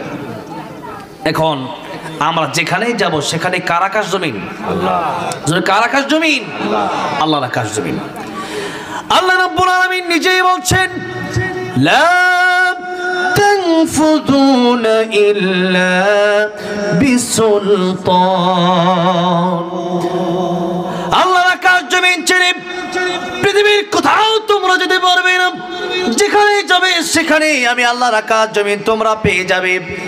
সুতরাং যেহেতু আমি আল্লাহর আকাশ জমিনে থাকতেই হবে, আমি আল্লাহ রাব্বুল আলামিনের গোলামি করেই থাকতে হবে। পৃথিবীর কোন জালেম, পৃথিবীর কোন স্বৈরাচার, পৃথিবীর কোন তন্ত্র মন্ত্র দিয়া দেশ আর পৃথিবী চলবে না, বরং আমার কোরআন, আমার আইন দিয়ে পৃথিবীটাকে তোমাদের চালাতে হবে। ঠিক না? ঠিক। আর যদি আল্লাহর কোরআন তোমাদের কাছে ভালো না লাগে, এটা তো পৃথিবীর কথা আল্লাহ বললেন, কমপক্ষে বাংলাদেশে মুসলমানের দেশে বসে বসে আল্লাহর কোরআনের বিরুদ্ধে একটা কথাও কেউ বলতে পারবে না, আর বললেও কেউ থাকতেও পারবে না। আমার ভাইরা, আমার মুরব্বি বাবাজিরা, আল্লাহ রাব্বুল আলামিন বললেন বের হওয়া সম্ভব না। এই আকাশ জমিন থেকে বের হওয়ার মতো জায়গা তোমাদের কোনো জায়গায় না, নাই। মা বাবা অনেক সময় সন্তানকে ধমক দেয়। মনে করেন সিরাজগঞ্জ থেকে বাবা চলে যাবে ঢাকায়, বাবা বলল, শোনো আব্দুল্লাহ, আমি এই নামটা এখন বেশি ব্যবহার করি কারণ আব্দুল্লাহ মানে আল্লাহর বান্দা। আব্দুল্লাহ মানে কি? আপনি আবার এখানে কেউ আব্দুল্লাহ থাকলে মনে করেন যে আমার নাম নিয়ে বলতেছে। আব্দুল্লাহ মানে কি? আমরা সবার নামই আব্দুল্লাহ, আমাদের সবার নাম কি? আব্দুল্লাহ। যেমন আমার নাম জুবাইর আহমদ তাশরিফ, আমার আরেকটা নাম আছে, ওই নাম হচ্ছে আব্দুল্লাহ। ওই নামটা কি? আব্দুল্লাহ মানে আল্লাহর বান্দা। আবার আব্দুর রহমানও বলা যাবে, রহমানের বান্দা, ওইটাও বলা যাবে, নাম আরও আছে। এবার বলে গেল আব্দুল্লাহ দোকানে বসবা, আমি চলে গেলাম, বাবা চলে গেল 2 দিনের জন্য। বাড়িতে 2 দিন পরে এসে দেখছেন যে সন্তান দোকান তো করবে দূরের কথা, উল্টা দোকানের ক্যাশের টাকা নিয়ে পরে বাবা গেছে কোথায়? ঢাকা, আর ও চলে গেছে যমুনার পারে ঘুরতে। এখন বাবা এসে জিজ্ঞাসা করলেন, কিরে আব্দুল্লাহ দোকান খোলো নাই? বলো না, দোকান খোলার সময় পাই নাই। সময় পাও নাই মানে? কোথায় গেছিলাম? ঘুরতে গেছিলাম। পরে কেন ঘুরতে গেলাম এত জবাব দিতে হবে? বাবা বলল, জবাব দেওয়ার দরকার নাই, কিন্তু আমি তো তোমার বাপ, এই কথা তুমি শুনলা না? যে এই যে আমারটা খাও, আমারটা পর, আমার কথা যে শুনলা না? সন্তান বললো, এত কথা বলো না তো, যাও তোমারটা তুমি করো, আমারটা আমি করি। বাপ বললো, ঠিক আছে, তাহলে আমার বাড়িতে আমি থাকি, তোর বাড়িতে তুই যা। সন্তান বলল, তোমার বাড়ি ছাড়া কি আর যাওয়া জায়গা নাই? বাপ বললো কোথায় যাবি যা। সন্তান গেছে তার নানির বাড়ি। কোথায় গেছে? নানির বাড়ি। ঘুরে ফের নানির বাড়ি যায়, খালার বাড়ি যায়। বাপেও গেছে নানির বাড়ি, গিয়ে বলছে যে তোর নানির বাড়ি হওয়ার আগে আমার শ্বশুর বাড়ি, আমার শ্বশুর বাড়ি না হলে তোর নানির বাড়ি হইতো না। আমি যদি এই বাড়িতে বিয়েই না করতাম তোর নানির বাড়ি কিটা হইতো, তোর তোর জায়গা দিত না। আমার সম্পর্কে কারো তোর জায়গা দিছে। যেই ছেলে আমার কথা শোনে না সেই ছেলে আমার শ্বশুর বাড়িতে থাকার অধিকার তার নাই, চলে গেছে। তোমার শ্বশুর বাড়ি ছাড়া কি যাওয়ার জায়গা নাই? চলে গেছে খালার বাড়ি। বাপেও গেছে সেখানে, যেটা তোর খালার বাড়ি আমার শালির বাড়ি, বের হয়ে যা। গেছে, এবার গেছে ফুফুর বাড়ি। দূরে গেল না কাছে গেল? দূরে গেল না কাছে গেল? কাছে গেল। বাপ বলছে এবার আসছিস ফুফুর বাড়ি, এটা তো আমার বোনের বাড়ি, আমার বোন না হলে তোর এই মহিলা জায়গা দিত না। ঠিক না বে ঠিক? আমার বোন আগে, তোর ফুফু পরে। এবার তার ব্রেন ওয়াশ হয়েছে, এবার কিছুটা তার ব্রেন খুলছে, বুদ্ধি এবার বুদ্ধির জাগ্রত হয়েছে কিছুটা। ডাক দিয়া বলল বাবা ভুল করেছি, অন্যায় করেছি, অপরাধ করেছি। বাবা গো তোমার জন্ম দেওয়া ছাড়া পৃথিবীর জমিনতে পৃথিবীর মুখই আমি দেখতাম না। এই পৃথিবীতে যত আত্মীয় স্বজন আছে না কেন সব আত্মীয় স্বজন তো তোমার আগে পরে আমার। আর তোমার মাধ্যমে পৃথিবীর জমিন পৃথিবীর মুখ আমি দেখেছি। ও বাবা এই পৃথিবীতে তোমার কারণে তোমার ওসিলায় পৃথিবীতে আসলাম। আর আজকে আমি বললাম তোমার বাড়ি ছাড়া কি যাওয়ার জায়গা, এটা আমার ভুল হয়ে গেছে। আসলে তোমার বাড়ি ছাড়া আমার কোনো জায়গায় নাই।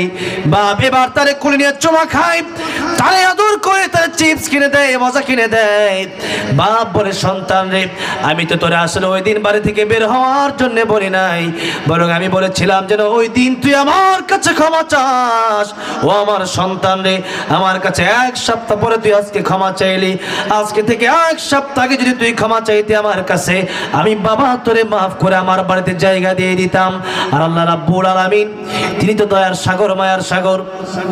মার বাবা পৃথিবীতে সব মানুষ সমস্ত মাখলুকাতকে আল্লাহ 100 ভাগ ভালোবাসা থেকে 100 ভাগ মোহাব্বত থেকে আল্লাহ দিলেন 1 ভাগ। আল্লাহ দিলেন কয় ভাগ? বনের বাঘেও আছে 1 ভাগ। বনের বাঘেও আছে কত ভাগ? বনের বাঘেও 1 ভাগ। বুঝতে হবে এই বনের বাঘ তার বাচ্চাকে কত আদর করে। একটা মুরগি বৃষ্টির সময় বৃষ্টি আসলে সে নিজে ভিজে তার বাচ্চাগুলোরে আগলায় রাখে। ঠিক না ঠিক? কত মায়া আল্লাহ দিলেন। মায়ের কাছে বাবা বাজার করে নিয়ে আসছে, নিয়ে আসার সময় খালি কলা নিয়ে আসছে, তার বাবার একটা দিচ্ছে সন্তানের বাবারে, আর সন্তান তিনজনে 3টা দিয়ে দিছে, মা আর খায় নাই। এরকম ঘটনা আছে না নাই? এদের সময় বাবা সন্তানের জামা কাপড় কিনে দিতে গিয়া এরপরে নিজের জামা কিনা টাকা থাকে না, নিজের জামা কিনা নিজে পুরানটা দিয়ে ঈদ করে। এরকম ঘটনা কি কম না বেশি?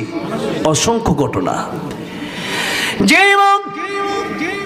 যে বাবা আপনার জন্য এত কষ্ট করে নিজে খায় না, নিজে কাপড় পরে না, সেই বাবা মাকে আপনি যদি কষ্ট দেন, আমার নবী বলেন আল্লাহ কষ্ট পেয়ে যাবে। আর যদি মার বাবাকে খুশি করতে পারেন, নবী বলেন আমার আল্লাহ খুশি হয়ে যাবে। হুমা জান্নাতুকা হুমা নারুকা, মা বাপকে খুশি করো, আমার আল্লাহ রাব্বুল আলামিন খুশি হয়ে তোমাকে জান্নাত দিয়ে দিবে। সেই মাপকে খুশি করবেন তো দূরের কথা, আজকে দুনিয়ার সবাইকে সময় দেওয়ার মতো অনেকের সময় হয়, কিন্তু হতভাগা কপাল পোড়া নিজের মাকে সময় দেওয়ার সময় হয় না, নিজের বাবাকে সময় দেওয়ার সময় হয় না। আহা, এই সন্তান বোঝে না যে আমার মা আমার বাবা তাদের দিকে তাকালেই কবুল হজের সোয়াব। রাসূল সাল্লাল্লাহু আলাইহি সাল্লাম বলেন একবার তাকাবা আল্লাহ একটা কবুল হজের সোয়াব দিয়ে দিবে। সুবহানাল্লাহ, একবার তাকালে। সাহাবী বললেন ইয়া রাসূলুল্লাহ, ইয়া হাবিবাল্লাহ, আমি যদি আমার মার বাবার দিকে 100 বার তাকাই, নবী বললেন সাহাবী রে তুমি যতবার তাকাবা তুমি তাকাতে তাকাতে অস্থির হয়ে যেতে পারো, আমার আল্লাহ রাব্বুল আলামিন তোমাকে সওয়াব দেওয়ার বেলায় কোনো অস্থির হবেন না। সুবহানাল্লাহ, জোরে বলেন।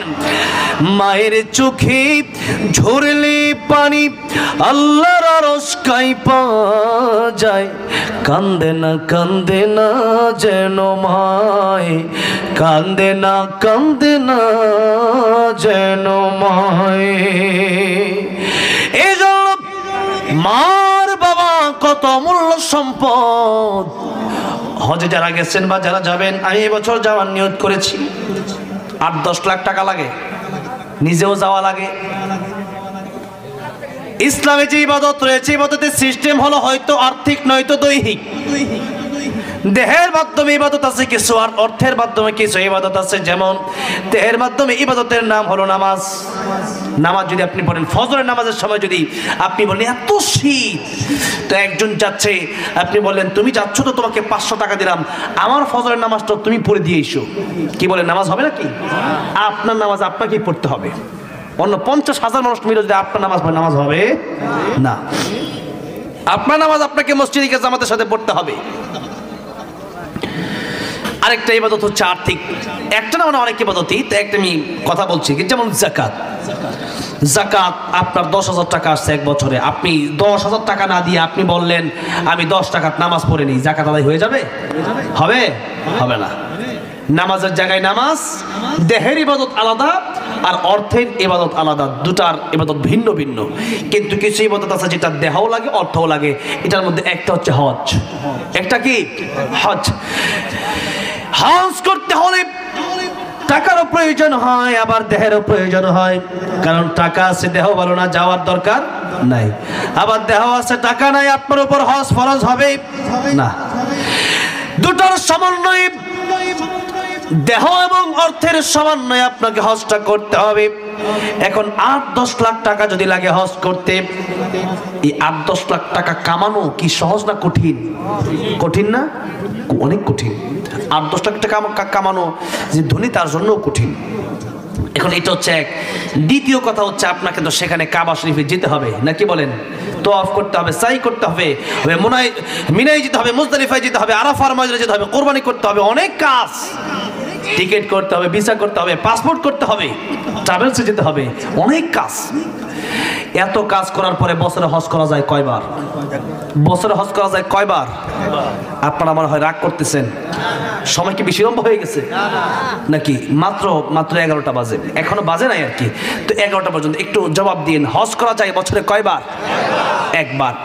আর মার বাবার দিকে বছরে কয়বার তাকানো যায়? হিসাব আছে? দৈনিক 1000 বারের উপরে তাকানো যায়, ঠিক না? ঠিক।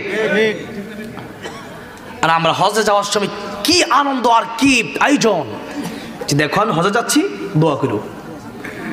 দেখো নাতি আমার হজে যাচ্ছি, দোয়া করো। আর বাসি না মরি। দেখেন হজে যাচ্ছে কি মনে একটা আশা।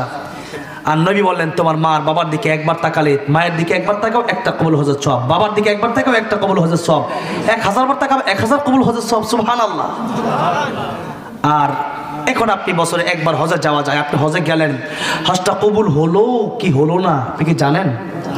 জানেন না। আর মা বাবার দিকে তাকালে কবুল হজের সওয়াব। এত সহজ আমল, এর চেয়ে সহজ কি ওয়াজ আছে নাকি? আবার ওয়াজ তো আমরা জানি, কিন্তু আমরা মানি না। ওয়াজ কি? ওয়াজ তো এগুলাই। আপনি ফরজগুলো মানেন, হারাম ছেড়ে দেন, তাই তো ওয়াজ। কোরআন মেনে নেন, রাসূল সাল্লাল্লাহু আলাইহি ওয়াসাল্লাম জীবনী মেনে নেন, আপনাদের ওয়াজ করার দরকার নেই। কিন্তু কথা হচ্ছে আমরা ওয়াজ জানি কিন্তু মানি না। আজকে আমরা যারা মুসলমান হয়েছি, নামেই মুসলমান বেশি, কাজেই মুসলমান কম, ঠিক না? ঠিক। এই জন্য মা আর বাবার দিকে বেশি বেশি তাকান, মা বাপকে খুশি করেন, কবুল হজের সওয়াব। এত বড় একটা কথা নবী বললেন, এগুলো সহজ আমল। ইসলাম বোঝা কঠিন, কামানো বড় সহজ। আর দুনিয়া বোঝা সহজ, কামানো বড় কঠিন। আপনি জানলেন যে ব্যবসা করলে, দোকানে বসলে 1 কোটি টাকা খাটাবো, এরপর আমার হয়তো 2 কোটি টাকা লাভ হয়ে যাবে, এটা জানলেন, বুঝলেন, কিন্তু এত সহজ না। বইসা দেখেন 1 কোটি টাকা ওইটাও নাই হয়ে যেতে পারে, লাখ লাখ টাকাও নাই, দোকানের মালও নাই, গেছে কই বলা। ব্যবসার পলিসি বুঝতে হয়, এরপরে পলিসি বোঝার পরেও লস খাই, আছে না নাই? এই যে সিরাজগঞ্জ বেলকুচির একজন অনেক বড় একজন ধনী ব্যবসায়ী, মুলতাজিম গ্রুপের মালিক, তিনি আমাদেরকে ওমরায় নিয়ে গেছিলেন। আমি হাফেজ নাজমুস সাকিব, হাফেজ জাকারিয়া, হাফেজ সালেম ও তাকরিম, কারি আবু রায়হান, তা আমাদেরকে নিয়ে গেলেন। তাই আমি জিজ্ঞেস করলাম কেন? বললো ব্যবসাটা এরকম ভালো চলতেছে না, এই জন্য নিয়ে যাচ্ছি। বললেন আলহামদুলিল্লাহ। কি নিয়ত, অনেক লম্বা লম্বা দাঁড়িয়ে, অনেক ভালো মানুষ। তো এই যে ব্যবসা বাণিজ্য, এটা আপনি বুঝলেন যে আপনি জানেন যে একটা দোকানে 5 লাখ টাকা লাগালে পরে হয়তো আপনি আস্তে ধীরে ব্যবসা করলে এটা 10 লাখ 20 লাখ 50 লাখে আসতে পারে, কিন্তু এই টাকা 5 লাখ যে লাগাবেন, এই 5 লাখ টাকা কামানো কিন্তু সহজ? কঠিন। আপনি জানলেন যে মাটি কোপাইলে আপনি সারাদিনে 1000 টাকা পাবেন, কোনো কর্মচারী ভ্যান চালালে 1000 টাকা পাবে, প্রাইভেট কার ড্রাইভারি করলে দৈনিক 2000 টাকা পাবে, কিন্তু এটা কি এত সহজ? সারাদিন মাটি কোপানো, সারাদিন চাকরি করা, সারাদিন ঘুম বাদ দিয়ে ডিউটি করা, দুনিয়াতে মনে করেন যে কোনো কাজ, এগুলো কিন্তু কঠিন। কিন্তু নবী বলেন সুবহানাল্লাহ আলহামদুলিল্লাহ বলবা, তাম পৃথিবীতে যত ফাঁকা জায়গা আছে আল্লাহ সব দিয়ে ভরপুর করে দিবেন। সারাদিন তো বলতে পারেন, কিন্তু আপনি কোন হুজুর ওয়াজ করেন, কিন্তু ওয়াজ থেকে যাওয়ার পরে সুবহানাল্লাহ পড়বে না, ঠিক না বেটি? ঘরে বসে আছেন, বাইরে চলছেন, হাঁটছেন, জিকির করেন আল্লাহর নামের জিকির বেশি বেশি, লা ইলাহা ইল্লাল্লাহ, লা ইলাহা ইল্লাল্লাহ, লা ইলাহা ইল্লাল্লাহু মুহাম্মাদুর রাসূলুল্লাহ সাল্লাল্লাহু আলাইহি ওয়াসাল্লাম। এই জন্য ইসলাম বোঝা কঠিন, মানা বড়ই সহজ। ইসলাম বুঝতে হয়। ইসলাম কি করতে হয়? বুঝতে হয়। ইমান বিধ্বংসী অনেক কাজ আছে যেগুলো আমরা জানি না। যেমন নামাজ যদি আপনি পড়েন, নামাজে কি করলে নামাজ ভেঙে যাবে, কি করলে নামাজ হবে, এগুলো কি বুঝতে হবে না? এই বোঝাটা কঠিন, এটা সহজ না। আমরা আজকে যা নামাজ পড়ছি, অনেকের নামাজ হচ্ছে না, আমরা জানি না। আপনি তো মনে করছেন নামাজ পড়ে পড়ে কালো দাগ কপালে ফেললাম, বড় দুঃখজনক, বড় আফসোস। নামাজ ভঙ্গের কারণ অনিষ্ট আমরা জানি না। প্রথম কারণটা কি বলেন তো? নামাজে অশুদ্ধ পড়া। তাই নামাজে কি অশুদ্ধ পড়া? হ্যাঁ বলেন না, কোরআন শরীফ অশুদ্ধ পড়া। কিন্তু বাংলাদেশে সবার তেলাওয়াত কি শুদ্ধ? মুসলমানের অশুদ্ধ তেলাওয়াত। বড় আফসোস, এখানে যারা কথা বলে এরকম অনেককেই দেখলাম কোরআন তেলাওয়াত অশুদ্ধ। আমি তাদের জন্য আফসোস করি, হৃদয়টা ভেঙে চুরমার হয়ে যায় তাদের জন্য। মনে চাই তাদেরকে বসায় বসায় ঘন্টার পর ঘন্টা কোরআন তেলাওয়াত শিখায়। আপনি কোরআন তেলাওয়াত শুদ্ধ করতে পারলে কি করবেন জীবনে? কোরআন তেলাওয়াত যদি শুদ্ধ না হয়, নামাজ হচ্ছে না। কিয়ামতের ময়দানে আউয়ালু মা ইউহাসাবু বিল আবদি ইয়াওমাল কিয়ামাতিস সালাহ। কিয়ামতের ময়দানে কিসের হিসাব সর্বপ্রথম হবে? বসুন বলেন, কি বলেন? নামাজ। নবী বলেন নামাজের হিসাবে যারা পার পেয়ে যাবে, সব হিসাবে তারা পার পেয়ে যাবে, জান্নাতে চলে যাবে। নামাজে ধরা খাবেন তো সব জায়গায় ধরা খেয়ে যাবেন। প্রথম প্রশ্নে আপনি ফেল। আর আপনি যদি বলেন যে কোরআন শরীফ আমি শিখতে পারি নাই, কোরআন শরীফ আল্লাহ বুঝি নাই, আল্লাহ বলবেন বুঝলা না কেন? খেতে হয় কিভাবে বুঝেছো, চাকরি করতে হয় কিভাবে বুঝেছো, ব্যবসা করতে হবে কিভাবে বুঝলা, ডক্টর কিভাবে হতে হয় বুঝলা, ইঞ্জিনিয়ার কিভাবে হতে হয় বুঝলা, দুনিয়ার সব বুঝলা, কোরআন কেন বুঝলা না? আমি আল্লাহর কালাম, পৃথিবীতে এর চেয়ে বড় গ্রন্থ কিছু ছিল না, যেই গ্রন্থে কোনো ভুল ছিল না ওইটা পড়লা না, আর যেই গ্রন্থে ভুলে পড়া ওই সব হাট্টিমা ডিম তিম ঘোড়ার ডিম সব পড়লা, কেন এটা বুঝলা না? আপনি জবাব দিতে পারবেন সেদিন? আল্লাহ আপনাকে প্রশ্ন করলে আপনি জবাব দিতে পারবেন? আজ এই দেশে তাফসির মাহফিল হচ্ছে, এই দেশে এই মসজিদ মাদ্রাসাগুলোতে বয়স্ক কোরআন শিক্ষা চালু করেন আপনারা, এই দেশে তাফসির মাহফিল হচ্ছে, এই দেশে মসজিদ মাদ্রাসা লক্ষ লক্ষ অভাব নাই। আমাকে গত বছর দাওয়াত দিয়েছিল, সেখানে সেই মাহফিলে হিন্দুরাও পর্যন্ত মাহফিলে টাকা দিয়েছে, সেই মাহফিলের কমিটি হিন্দু, বলেন মারহাবা। আমি মানে মুসলমানরা আয়োজন করেছে, সাথে হিন্দুরাও, মানে তারা এক একজনের সাথে এইভাবে মিলেমিশে চলে, যার কারণে ওরাও টাকা পয়সা দিচ্ছে, মাহফিলে কমিটি এইভাবে আয়োজন করছে। একেবারে মুসলিম খুব, সেই এলাকায় খুব কম, সেখানে হিন্দুদেরকে দাওয়াত দিলাম ভারতের আসামে। যাওয়ার পরে সেখানে একজন পুলিশ অফিসার ছিলেন, তিনি আমাকে দাওয়াত করেছিলেন। তো তিনি আমাকে বললেন যে ওই অফিসারের ভাই, বড় ভাই আমাকে বললেন যে আপনারা বাংলাদেশের জন্ম নিয়েছেন, আমরা শুধু আফসোস করি আপনাদের জন্য। বাংলাদেশের মানুষ যদি আমি হতে পারতাম, এই জন্য আফসোস করি। কেন? আমি মুসলমান, বাংলাদেশে মানুষ, মুসলিমের অভাব নাই, বুক ফুলায় চলি। আর দেশে হিন্দু আর হিন্দু। আমি যেখানে গেছি মাহফিল, তার পাশেই দেখি মূর্তি, কারণ ওখানে হিন্দুর বাড়ি, পাশেই হিন্দুর বাড়ি, আর সাথে মুসলমানদের বাড়ি। তারা ওখানে একটা মাঠে মাহফিলের আয়োজন করলো। তাহলে সেখানে মাহফিলের আয়োজন করলো। এরপর তারা আফসোস করে বললো যে বাংলাদেশে যদি আমার জন্ম হতো কত ভালো হতো। এই দেশে ওই রকম মাদ্রাসা মসজিদ ওই রকম নাই। এদেশে আমরা চাইলেই একটা আলেমকে দাওয়াত দিতে পারি না, চাইলে একজন হুজুরকে নিয়ে আসতে পারি না, চাইলে কোরআন শিখতে পারি না, চাইলেই আমরা মসজিদে নামাজে যেতে পারি না। আজকেও দেখলাম ইন্ডিয়াতে মসজিদ ভাঙ্গা হচ্ছে। এদেরকে যারা বন্ধু বানাইছে এরা হচ্ছে ইসলামের প্রকাশ্য শত্রু, ঠিক না ঠিক? ভারতকে যারা বন্ধু বানিয়েছে এরা ইসলামের প্রকাশ্য শত্রু, কোরআনের শত্রু, আল্লাহর শত্রু, ঠিক না ঠিক? এদেরকে বন্ধু বানাইছে, এদেরকে বন্ধু বানায়া এরপর আলেমদেরকে শুধু জেলে ঢুকাইছে, এরপর আলেমদেরকে ফাঁসি দিচ্ছে এদের কথার কারণে। আমার ভাইরা, আমার মুরব্বি মুআজ্জিরা, ইন্ডিয়াতে ভারতে কোরআন শিক্ষার ব্যবস্থা আমাদের বাংলাদেশের মতো নাই। এই দেশের মতো মসজিদ মাদ্রাসা নাই, এই দেশের মতো উপরে মাহফিল এরকম করা যায় না। মাহফিল করলেও প্রশাসন আসে, দেখে কি বলে না বলে। সারা জীবন মুসলমানরা আবদ্ধ হয়ে আছে ইন্ডিয়াতে। আর দেশের মধ্যে আমরা মসজিদ পেয়েছি, মাদ্রাসা পেয়েছি, ওলিদেরকে পেয়েছি, আলেম পেয়েছি, কোরআনের হাফেজ পেয়েছি। এরপরেও যদি কোরআন শরীফ না শিখি তাহলে আল্লাহর কাছে ধরা খাবো কি খাবো না বলেন? খাবো, ধরা খেতে হবে। তাহলে কোরআন যাদের শুদ্ধ নাই আজকের এই মাহফিল থেকে পণ করে যাবেন, আমার কোরআন তেলাওয়াত আমি যেভাবেই হোক শুদ্ধ করে নেব, ঠিক না ঠিক? বলে ইনশাআল্লাহ। আর মানে আপনাদের কষ্ট হচ্ছে আমি বুঝতেছি, আর মাত্র 15-20 মিনিট, ঠিক আছে ইনশাআল্লাহ, 15-20 মিনিট যতটুকু পারা যায় কথাটা বলে শেষ করছি। তাহলে আজকে আমরা বলছি হ্যাঁ অবশ্যই। তাহলে আমরা এই পৃথিবীতে আসছি, এই পৃথিবীতে আমরা গোলামি করব কার? আল্লাহ। আল্লাহ বলেন গোলামি যদি না করো তাহলে বের হয়ে যাও। এখন ওই যে বাবা বললো তোকে আমি বের হওয়ার জন্য বলি নাই, তোকে বলেছি তুই যেন আমার কাছে ক্ষমা চাস। আজকে থেকে আমরা ক্ষমা চাবো আল্লাহর কাছে। আল্লাহ, এতদিন নামাজ পড়ি নাই, এখন থেকে পড়বো। এতদিন বুঝি নাই, এতদিন আমরা চলেছি মালিকের মতো, আসলে আমি তো মালিক না, আসলে আমি তো গোলাম।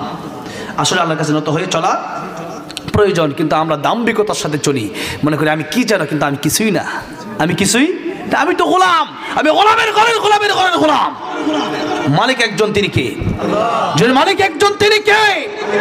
আল্লাহ। আল্লাহু আকবার। সেজন্য মালিক আমার আল্লাহ, আমি তার গোলাম। পৃথিবীতে এই কথাটা মেনে যদি কেউ থাকে তাহলে সে ব্যক্তি গুনাহ করতে পারে না, সুদ খেতে পারে না, ঘুষ খেতে পারে না, চুরি করতে পারে না, ডাকাতি করতে পারে না, মদে মুখ লাগাতে পারে না। এই জন্য আল্লাহর গোলামি আপনি যদি করেন আর না করেন, আল্লাহ বলেন আমার কোনো লস হবে না। গোলামি যদি না করো তোমারই ক্ষতি হয়ে যাবে। আল্লাহ বললেন আল্লাযী খালাকাল মাউতা ওয়াল হায়াতা লিয়াবলুয়াকুম আইয়ুকুম আহসানু আমালা ওয়া হুয়াল আজিজুল গফুর। বান্দারে, এই পৃথিবীতে আমি আল্লাহ মরণ আর হায়াত সৃষ্টি করলাম। বান্দারে, কেন সৃষ্টি করলাম? আমি আল্লাহ রাব্বুল আলামিনের ইবাদতের জন্য। অর্থাৎ আল্লাহ বলেন লিয়াবলুয়াকুম আইয়ুকুম আহসানু আমালা, তোমাদেরকে আমি আল্লাহ রাব্বুল আলামিন একটা পরীক্ষার হলে পাঠালাম। এটা একটা পরীক্ষার হল, দুনিয়াটা একটা কি পরীক্ষার হল। এখন তুমি যা ইচ্ছা তাই করতে পারো। নদী যদি আল্লাহর জিকির বন্ধ করে দেয়, নদীর জবান বন্ধ হয়ে যায়, নদী মরা নদী হয়ে যায়। গাছের জবান থেকে আল্লাহ নামের জিকির বন্ধ হয়ে গেলে গাছ মরে যায়। অন্যান্য পশু যদি আল্লাহ নামের জিকির বন্ধ করে দেয় ওই পশুর মরণ হয়ে যায়। কিন্তু মানুষ যদি আল্লাহর নাফরমানিও করে এরপরও মানুষের মরণ হয় না, মানুষ মরে যায় না, সাথে সাথে আল্লাহ ধরে না। কেন? আল্লাহ তাআলা বললেন ফারিকুম ফিল জান্নাতি ওয়া ফারিকুম ফিস সাঈর। আমি আল্লাহ রাব্বুল আলামিন তোমাদের জন্য দুটো রাস্তা রেখে দিয়েছি, একটা জান্নাতের রাস্তা আর একটা জাহান্নামের রাস্তা। এইজন্য আল্লাহর ওলিরা আফসোস করে করে বলতেন আল্লাহ রাব্বুল আলামিন মানুষ না হয়ে যদি গরু ছাগল হয়ে যেতাম তাহলে হয়তো ভালো ছিলাম, কারণ মানুষ হয়েছি যদি জাহান্নামে যাওয়া লাগে তাহলে কুকুরের চাইতে আমি নিকৃষ্ট হয়ে যাব। কার কথা? কার কথা? আল্লাহ বললেন লাহুম কুলুবুল লা ইয়াফকাহুনা বিহা ওয়া লাহুম আ'য়ুনুল লা ইউবসিরুনা বিহা ওয়া লাহুম আযানুল লা ইয়াসমাউনা বিহা উলাইকা কাল আন'আমি বাল হুম আদাল উলাইকা হুমুল গাফিলুন। আল্লাহ বলেছেন কলম আছে, আমি আল্লাহরে বোঝার চেষ্টা করলো না, আমি আল্লাহ তারা যে সৃষ্টি করলাম এটা সে বুঝলোই না। এরপরে কান আছে, কান দিয়ে কোরআন শুনলো না, চোখ আছে কোরআন দেখলো না। আল্লাহ রাব্বুল আলামিন শুধু পশুই না বরং পশুর চাইতে আরো নিকৃষ্ট। অথচ আল্লাহ রাব্বুল আলামিন অন্য আয়াতের ভিতরে বললেন ওয়ালাকাদ কাররামনা বনি আদম, এই বনি আদমকে আমি আল্লাহ ফেরেশতার চাইতে বেশি সম্মানিত করেছি। বলেন সুবহানাল্লাহ। সূরা তিন আল্লাহ বললেন ওয়াত-তিনি ওয়াজ-যাইতুনি ওয়া-তুরি সিনিন ওয়া হাযাল বালাদিল আমিন লাকাদ খালাকনাল ইনসানা ফি আহসানি তাকওয়িম। এই পৃথিবীর আকাশ জমিন চন্দ্র সূর্য গ্রহ নক্ষত্র আমি আল্লাহ রাব্বুল আলামিন যা কিছু বানালাম সবচাইতে সুন্দর করে আমি আল্লাহ রাব্বুল আলামিন মানুষকে বানিয়ে দিলাম। সবচাইতে সুন্দর করেও বানালাম, সবচাইতে শ্রেষ্ঠত্ব আমি আল্লাহ রাব্বুল আলামিন দান করলাম। সুতরাং মানুষ যদি আল্লাহর গোলামি করে, ফেরেশতার গুনাহ করতে মনে চায় না তাই ফেরেশতা গুনাহ করে না, আর মানুষের গুনাহ করতে মনে চায় এরপরেও মানুষ যদি গুনাহ না করে তাহলে ফেরেশতার মানুষ সমান হতে পারে না। কাররামনা বনি আদম, তাহলে বনি আদম হয়ে যাবে ফেরেশতার চেয়ে দামি। আর যদি মানুষ আল্লাহর গোলামি না করে, আল্লাহর বিরুদ্ধে করে, নাফরমানি করে, আল্লাহ রাব্বুল আলামিন বলেন কাইফা তাকফুরুনা বিল্লাহি ওয়া কুনতুম আমওয়াতান ফাআহইয়াকুম সুম্মা ইউমীতুকুম সুম্মা ইউহয়ীকুম সুম্মা ইলাইহি তুরজাউন। মানুষ কিভাবে আল্লাহর সাথে নাফরমানি করে, অথচ মানুষ এক সময় ছিল মৃত। ওই মৃত মানুষ যদি পৃথিবীতে আসতো তার মা বাবা তাকে ঘরে রাখতো না। মৃত বাচ্চা পৃথিবীতে জন্ম নেয় কি নেয় না? নেয় না। মা বাপ কি তাকে ঘরে রেখে দেয়, আদর করে, কাপড় কিনে দেয় কি? তাহলে কি করে? দাফন কবর দিয়ে দেয়। ঠিক না? ঠিক। আল্লাহ বলেন যদি তোমাদেরকে আমি আল্লাহ রাব্বুল আলামিন রূহ না দিতাম, ইঞ্জিন যদি না থাকতো, খালি ডাব্বার কোনো দাম নাই। আমি আল্লাহ রাব্বুল আলামিন তোমাদেরকে রূহ দিলাম, যার কারণে মা বাবা তোমাদেরকে ঘরের ভিতরে রেখে দিল।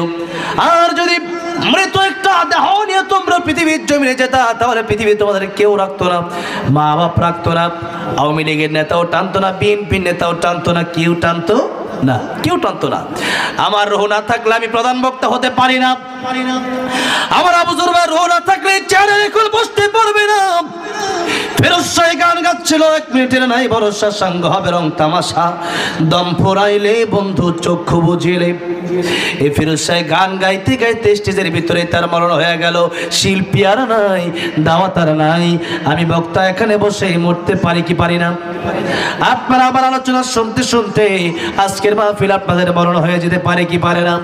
আমার মরণ আসিবে কখন কেউ তো জানে না, আমি মরে গেলে আমায় তোমরা ভুইলা যায়ও না, আমি চলে গেলে আমায় তোমরা ভুইলা যায়ও না।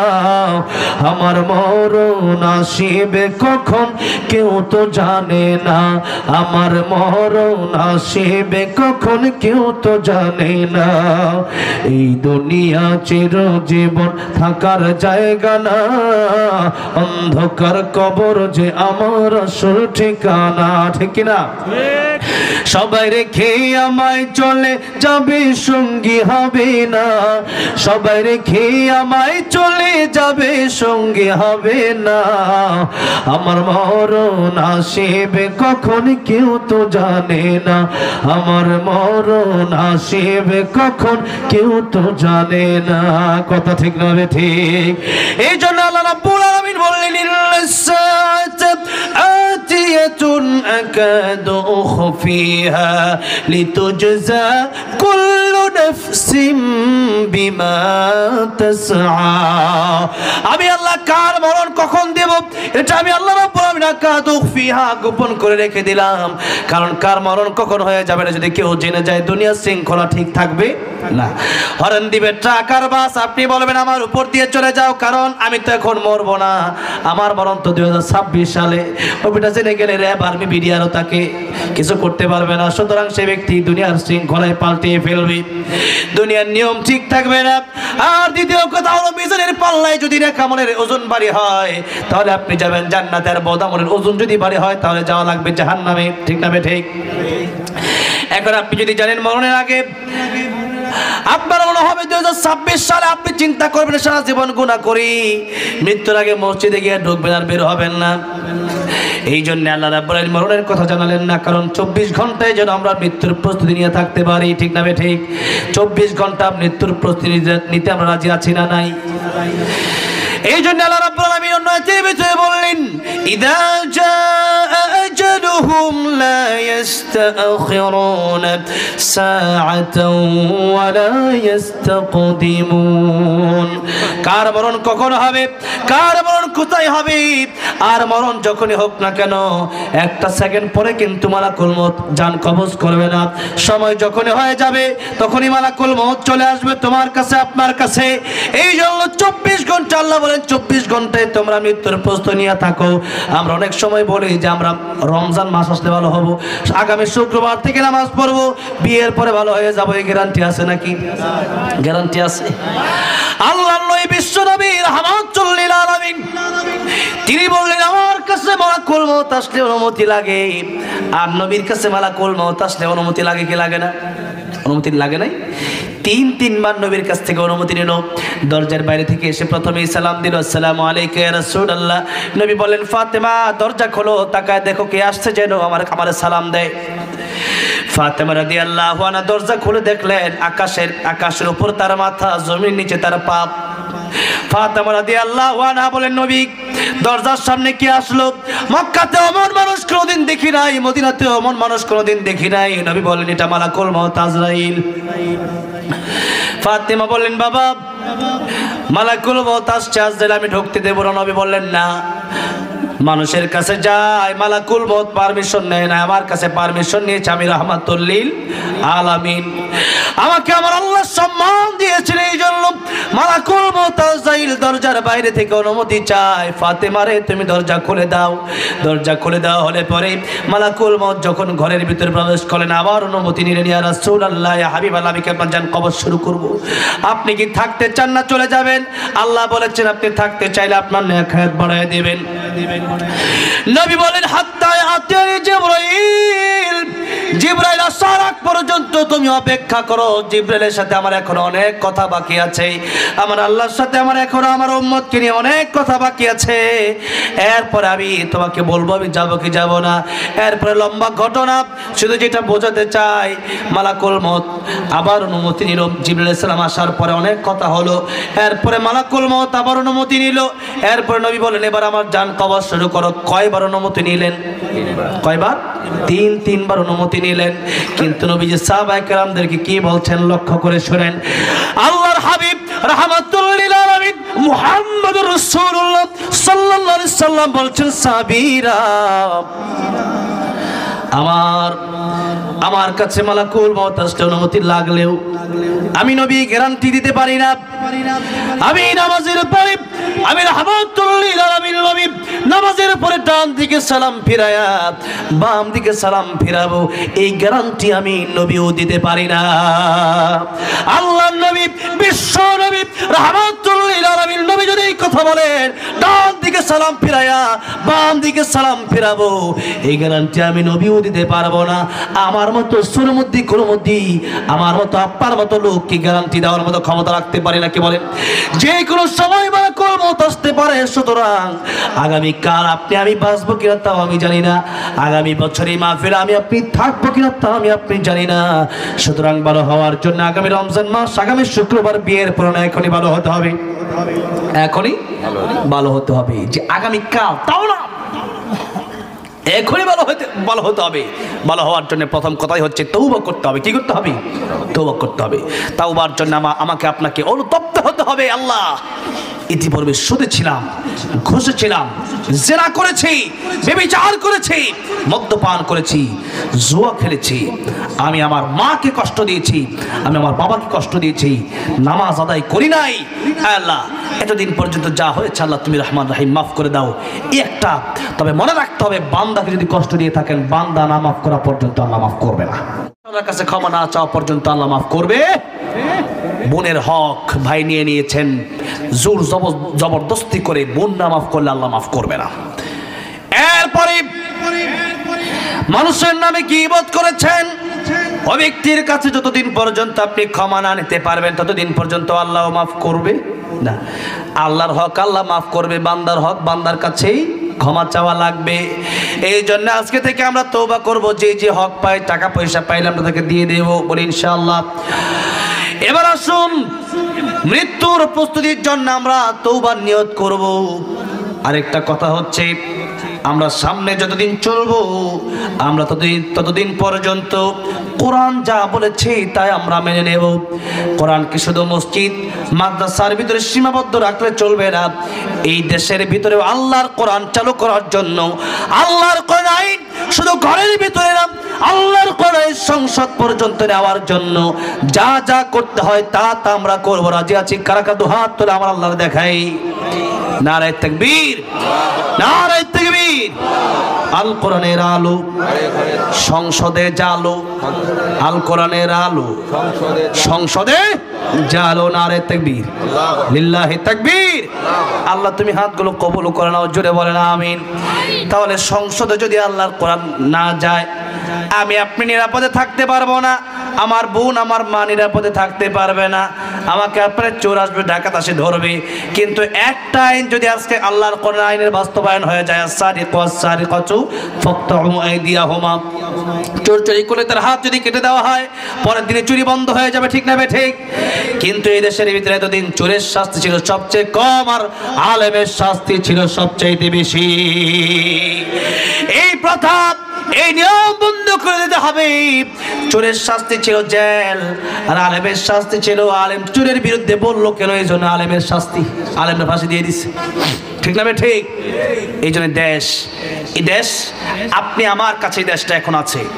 এই দেশ যদি সামনে আমি আপনি যদি ইসলামের পক্ষে ঐক্যবদ্ধ হয়ে কাজ না করতে পারি, সংসদে যদি আল্লাহর কোরআন না নিতে পারি, সামনে আর অন্ধকার দিন আসবে, সেদিন মোকাবেলা করা কঠিন হয়ে যাবে। এই জন্য আল্লাহর কোরআন আমরা শুধু মসজিদ মাদ্রাসায় সীমাবদ্ধ রাখবো না, গোটা রাষ্ট্রের জন্য আমরা আল্লাহর কোরআন আইনকে বাস্তবায়ন করতে পারি। আল্লাহ সেই তৌফিক দান করে, আমিন। সারা জীবন যেন আল্লাহর গোলামি করে, কেবলমাত্র আল্লাহর গোলামি করে যেন মরতে পারি।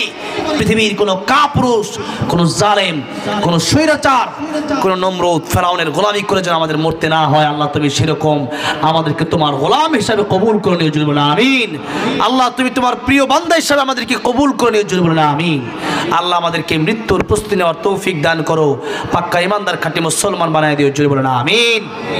কথা আমি এখানে শেষ করলাম। তার আগে এখানে আমাকে উঠার আগে আল্লামা সাইদ রহমতুল্লাহ আলীকে নিয়ে আমি একটি ইসলামী সঙ্গীত লিখেছিলাম, সেই ইসলামী সঙ্গীতটি বলার জন্য বলা হয়েছে, আপনাকে শুনবেন। আলহামদুলিল্লাহ, সিরাজগঞ্জে, পাবনা, এই বগুড়াতে এসে কোনোদিন আমাকে আল্লামা সাইদ রহমতুল্লাহ আলীর ইসলামী সঙ্গীত গাওয়ার জন্য বাধাগ্রস্ত করা হয় নাই। তবে কিছু কিছু জায়গায় যাওয়ার পরে আমাকে বলা হয়েছে যে এই গজল গাওয়া যাবে না। আমি বললাম কেন? আমাকে বললো, আল্লামা সাইদি তুমি মরনি, তুমি কি মরে যেতে কি থেকে? কারণ আপনি বলতে পারেন স্বৈরাচার মারে নাই, তবে একটা কথা আছে, যারা আল্লাহর রাস্তায় থাকে তারা শহীদের মর্যাদা পায়। আর দ্বিতীয় কথা হচ্ছে, ইঞ্জেকশন যে বিষ দিয়ে যে ডাক্তার শহীদ করেছিল সেই ডাক্তারকে তো খুঁজে পাওয়াই যাচ্ছে না। এখন দুটি কারণে আমি শহীদ, তিনটি কারণে আমি শহীদ বলেছিলাম।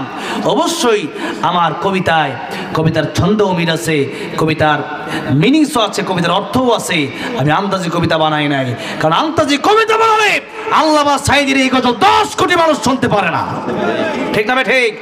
এই সঙ্গীত 10 কোটি মানুষ শুনেছে, আল্লামা সাইদ রহমতুল্লাহর ছেলেরা শুনেছে, কাতারে গিয়ে আমি তাদেরকে শুনিয়েছিলাম।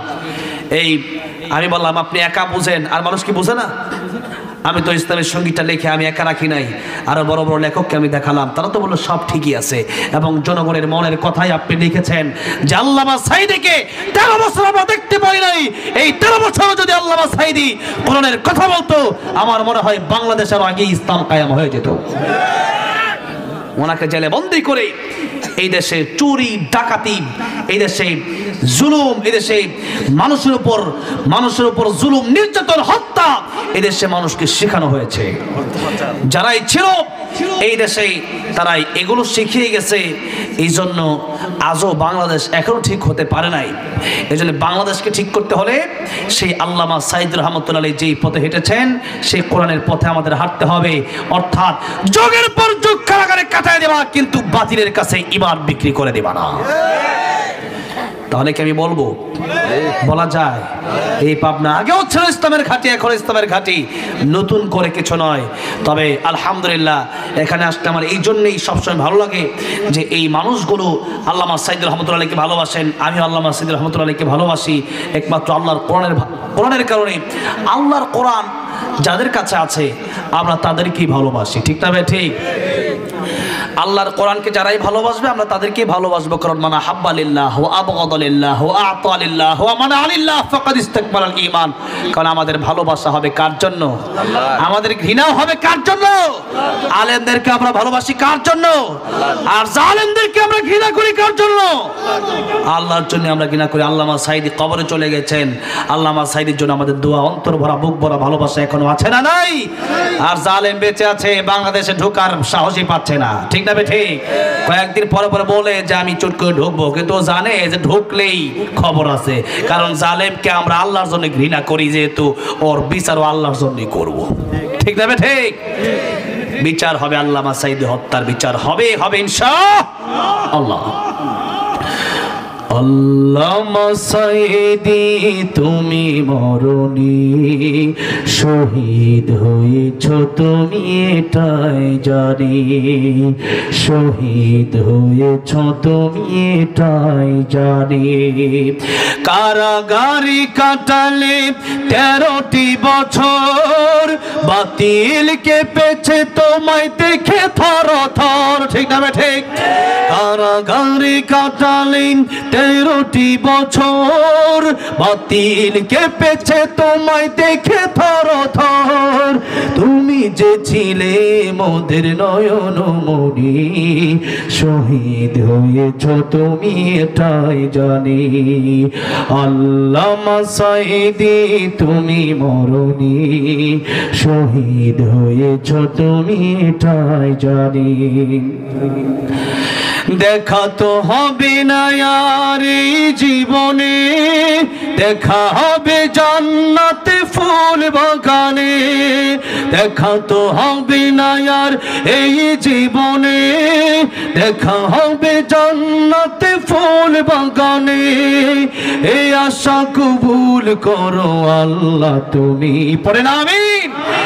এ আশা কবুল করো আল্লাহ তুমি, শহীদ হয়েছ তুমি এটাই জানি, শহীদ হয়েছ তুমি এটাই জানি। আল্লামা সাইদি তুমি মরণি, শহীদ হয়েছ তুমি এটাই জানি, শহীদ হয়েছ তুমি এটাই জানি। আল্লাহ আল্লামা সাইদির কবর তুমি জান্নাতের উচ্চ মাকাম বানায় দাও, জোরে বলেন আমিন। আল্লাহ আমাদেরকেও তুমি শহীদের মৃত্যু দিও, জোরে বলেন আমিন। আর জোরে বলেন আমিন। শহীদের মৃত্যু আপনারা চান কি চান না? শহীদের মৃত্যু হলে পরে পিপিলিকা কামড় দিলে যত কষ্ট হচ্ছে বেশি কিছু না, কবরে যাওয়ার পরে মন কান্না আসবে না, আল্লাহ কিয়ামতের ময়দানে বিনা হিসাবে জান্নাতের মালিক বানিয়ে দিবেন, সুবহানাল্লাহ। এই জন্য আমরা শহীদ হতে চাই, ঠিক না? ঠিক। শহীদ হওয়ার মতো, শহীদ হলে জান্নাতে যাওয়ার রাস্তা একেবারে সোজা, এর চেয়ে সোজা, এর চেয়ে সহজ পৃথিবীতে আর কোনো রাস্তা নাই। আল্লাহ আমাদেরকে তুমি শাহাদাতের মৃত্যু দিও, বলে আমিন। আবারও অনুরোধ, 1-2টা গজলের রিকোয়েস্ট আছে।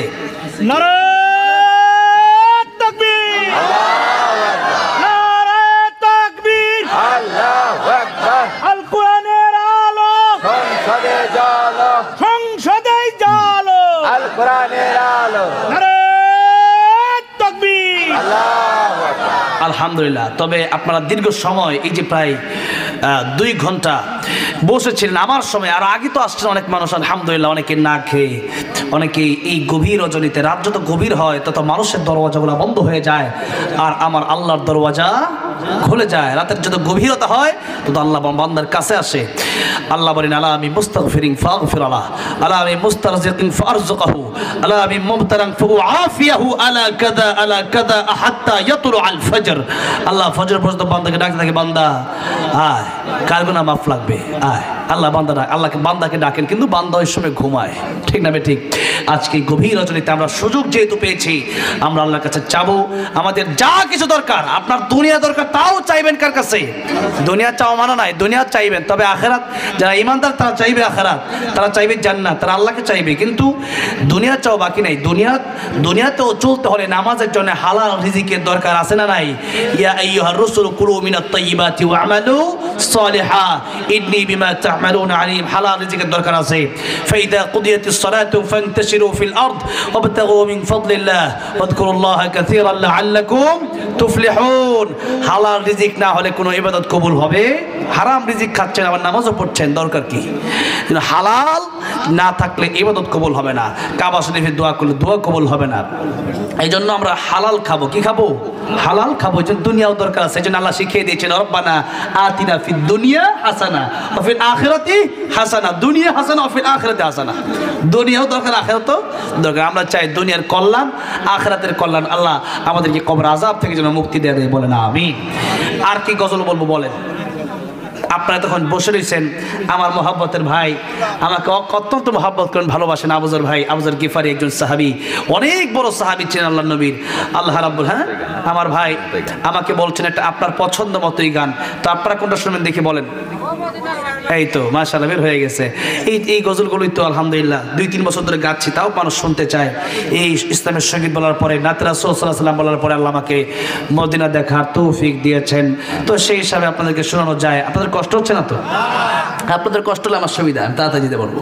হ্যাঁ আলহামদুলিল্লাহ। অন্যান্য মাহফিলে আমি কয়েকদিন আগে মাহফিলে গেলাম, ওই তো কুষ্টিয়াতে। যাওয়ার পরে এই কুষ্টিয়াতে এদিকেই পাপড়া হয়ে গেলাম, এই তো সপ্তাহখানিক আগে। তো সভাপতি সাহেব আমার বলতেছে, হুজুর ঘুমে ধরতেছে। আমি বললাম কি বলেন? হুজুর 2 দিন বেবি মাহফিল তো, কালকে সোজা আজকে সোজা। আমি বললাম ঠিক আছে, ছেড়ে দিচ্ছি। তারপরে ঘুমে টুমে ধরলে আমার বলে আমি শেষ করে দেবো। এরপর তো এখন দোয়াটা বাকি আছে, তার আগে একটু নাতে রাসূল সাল্লাল্লাহু আলাইহি ওয়াসাল্লাম আমার নবীর প্রেমে গাই, ঠিক আছে? ও মদিনার মাটি রে, সকল সুখ বুঝি তোর কপালে। ও মদিনা রে,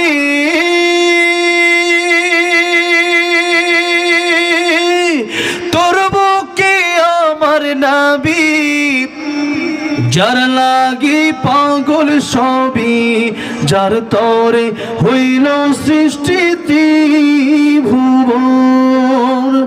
কাঁদি আমি সারাক্ষণে, কখন যাব সেখানে, সহে না আর পরাণে। ও মদিনার মাটি রে, সকল সুখ বুঝি তোর কপালে। ও মদিনার মাটি রে, সকল সুখ বুঝি তোর কপালে। ও মদিনা রে,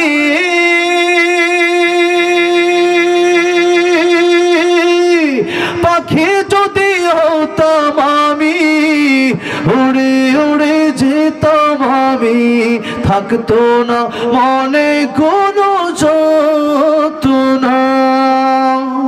দেহে নাই পাখায় আমার, সাথে নাই টাকায় আমার, কেমনে যাব সেখানে। ও মদিনার মাটি রে, সকল সুখ বুঝি তোর কপালে। আল্লাহ সবাই বারবার বাইতুল্লাহ মদিনাতুল মুনাওয়ারা যাওয়ার তৌফিক দান করেন, বলেন আমিন। মান যারা কবরি ওয়াজাবাত লাহু শাফাআতি, নবীর রওজা জিয়ারত করলে নবীজির তার জন্য সুপারিশ করবে কিয়ামতের ময়দানে। আল্লাহ যেন সবাইকে নবীর রওজা জিয়ারত করার তৌফিক দান করেন, বলেন আমিন। আমরা এই মুহূর্তে না আমাদের এখন একের পর এক রিকোয়েস্ট তো থাকবে। হ্যাঁ রাতে আজান দেওয়া যাবে না। হ্যাঁ রাত্রে আজান দেওয়া যাবে না, আজান দেওয়া যাবে না। অনেক রাত সঙ্গীত গাইতে পারে। হ্যাঁ। সঙ্গীত গাইতে পারে, আজান দেওয়া যাবে না। বুঝি নাই। হ্যাঁ আমি তো বড়টা মনে দেখি কতটুকু পারি। হে রাসূল তোমায় ভালোবাসি অন্তরে শুধুই মুখে না,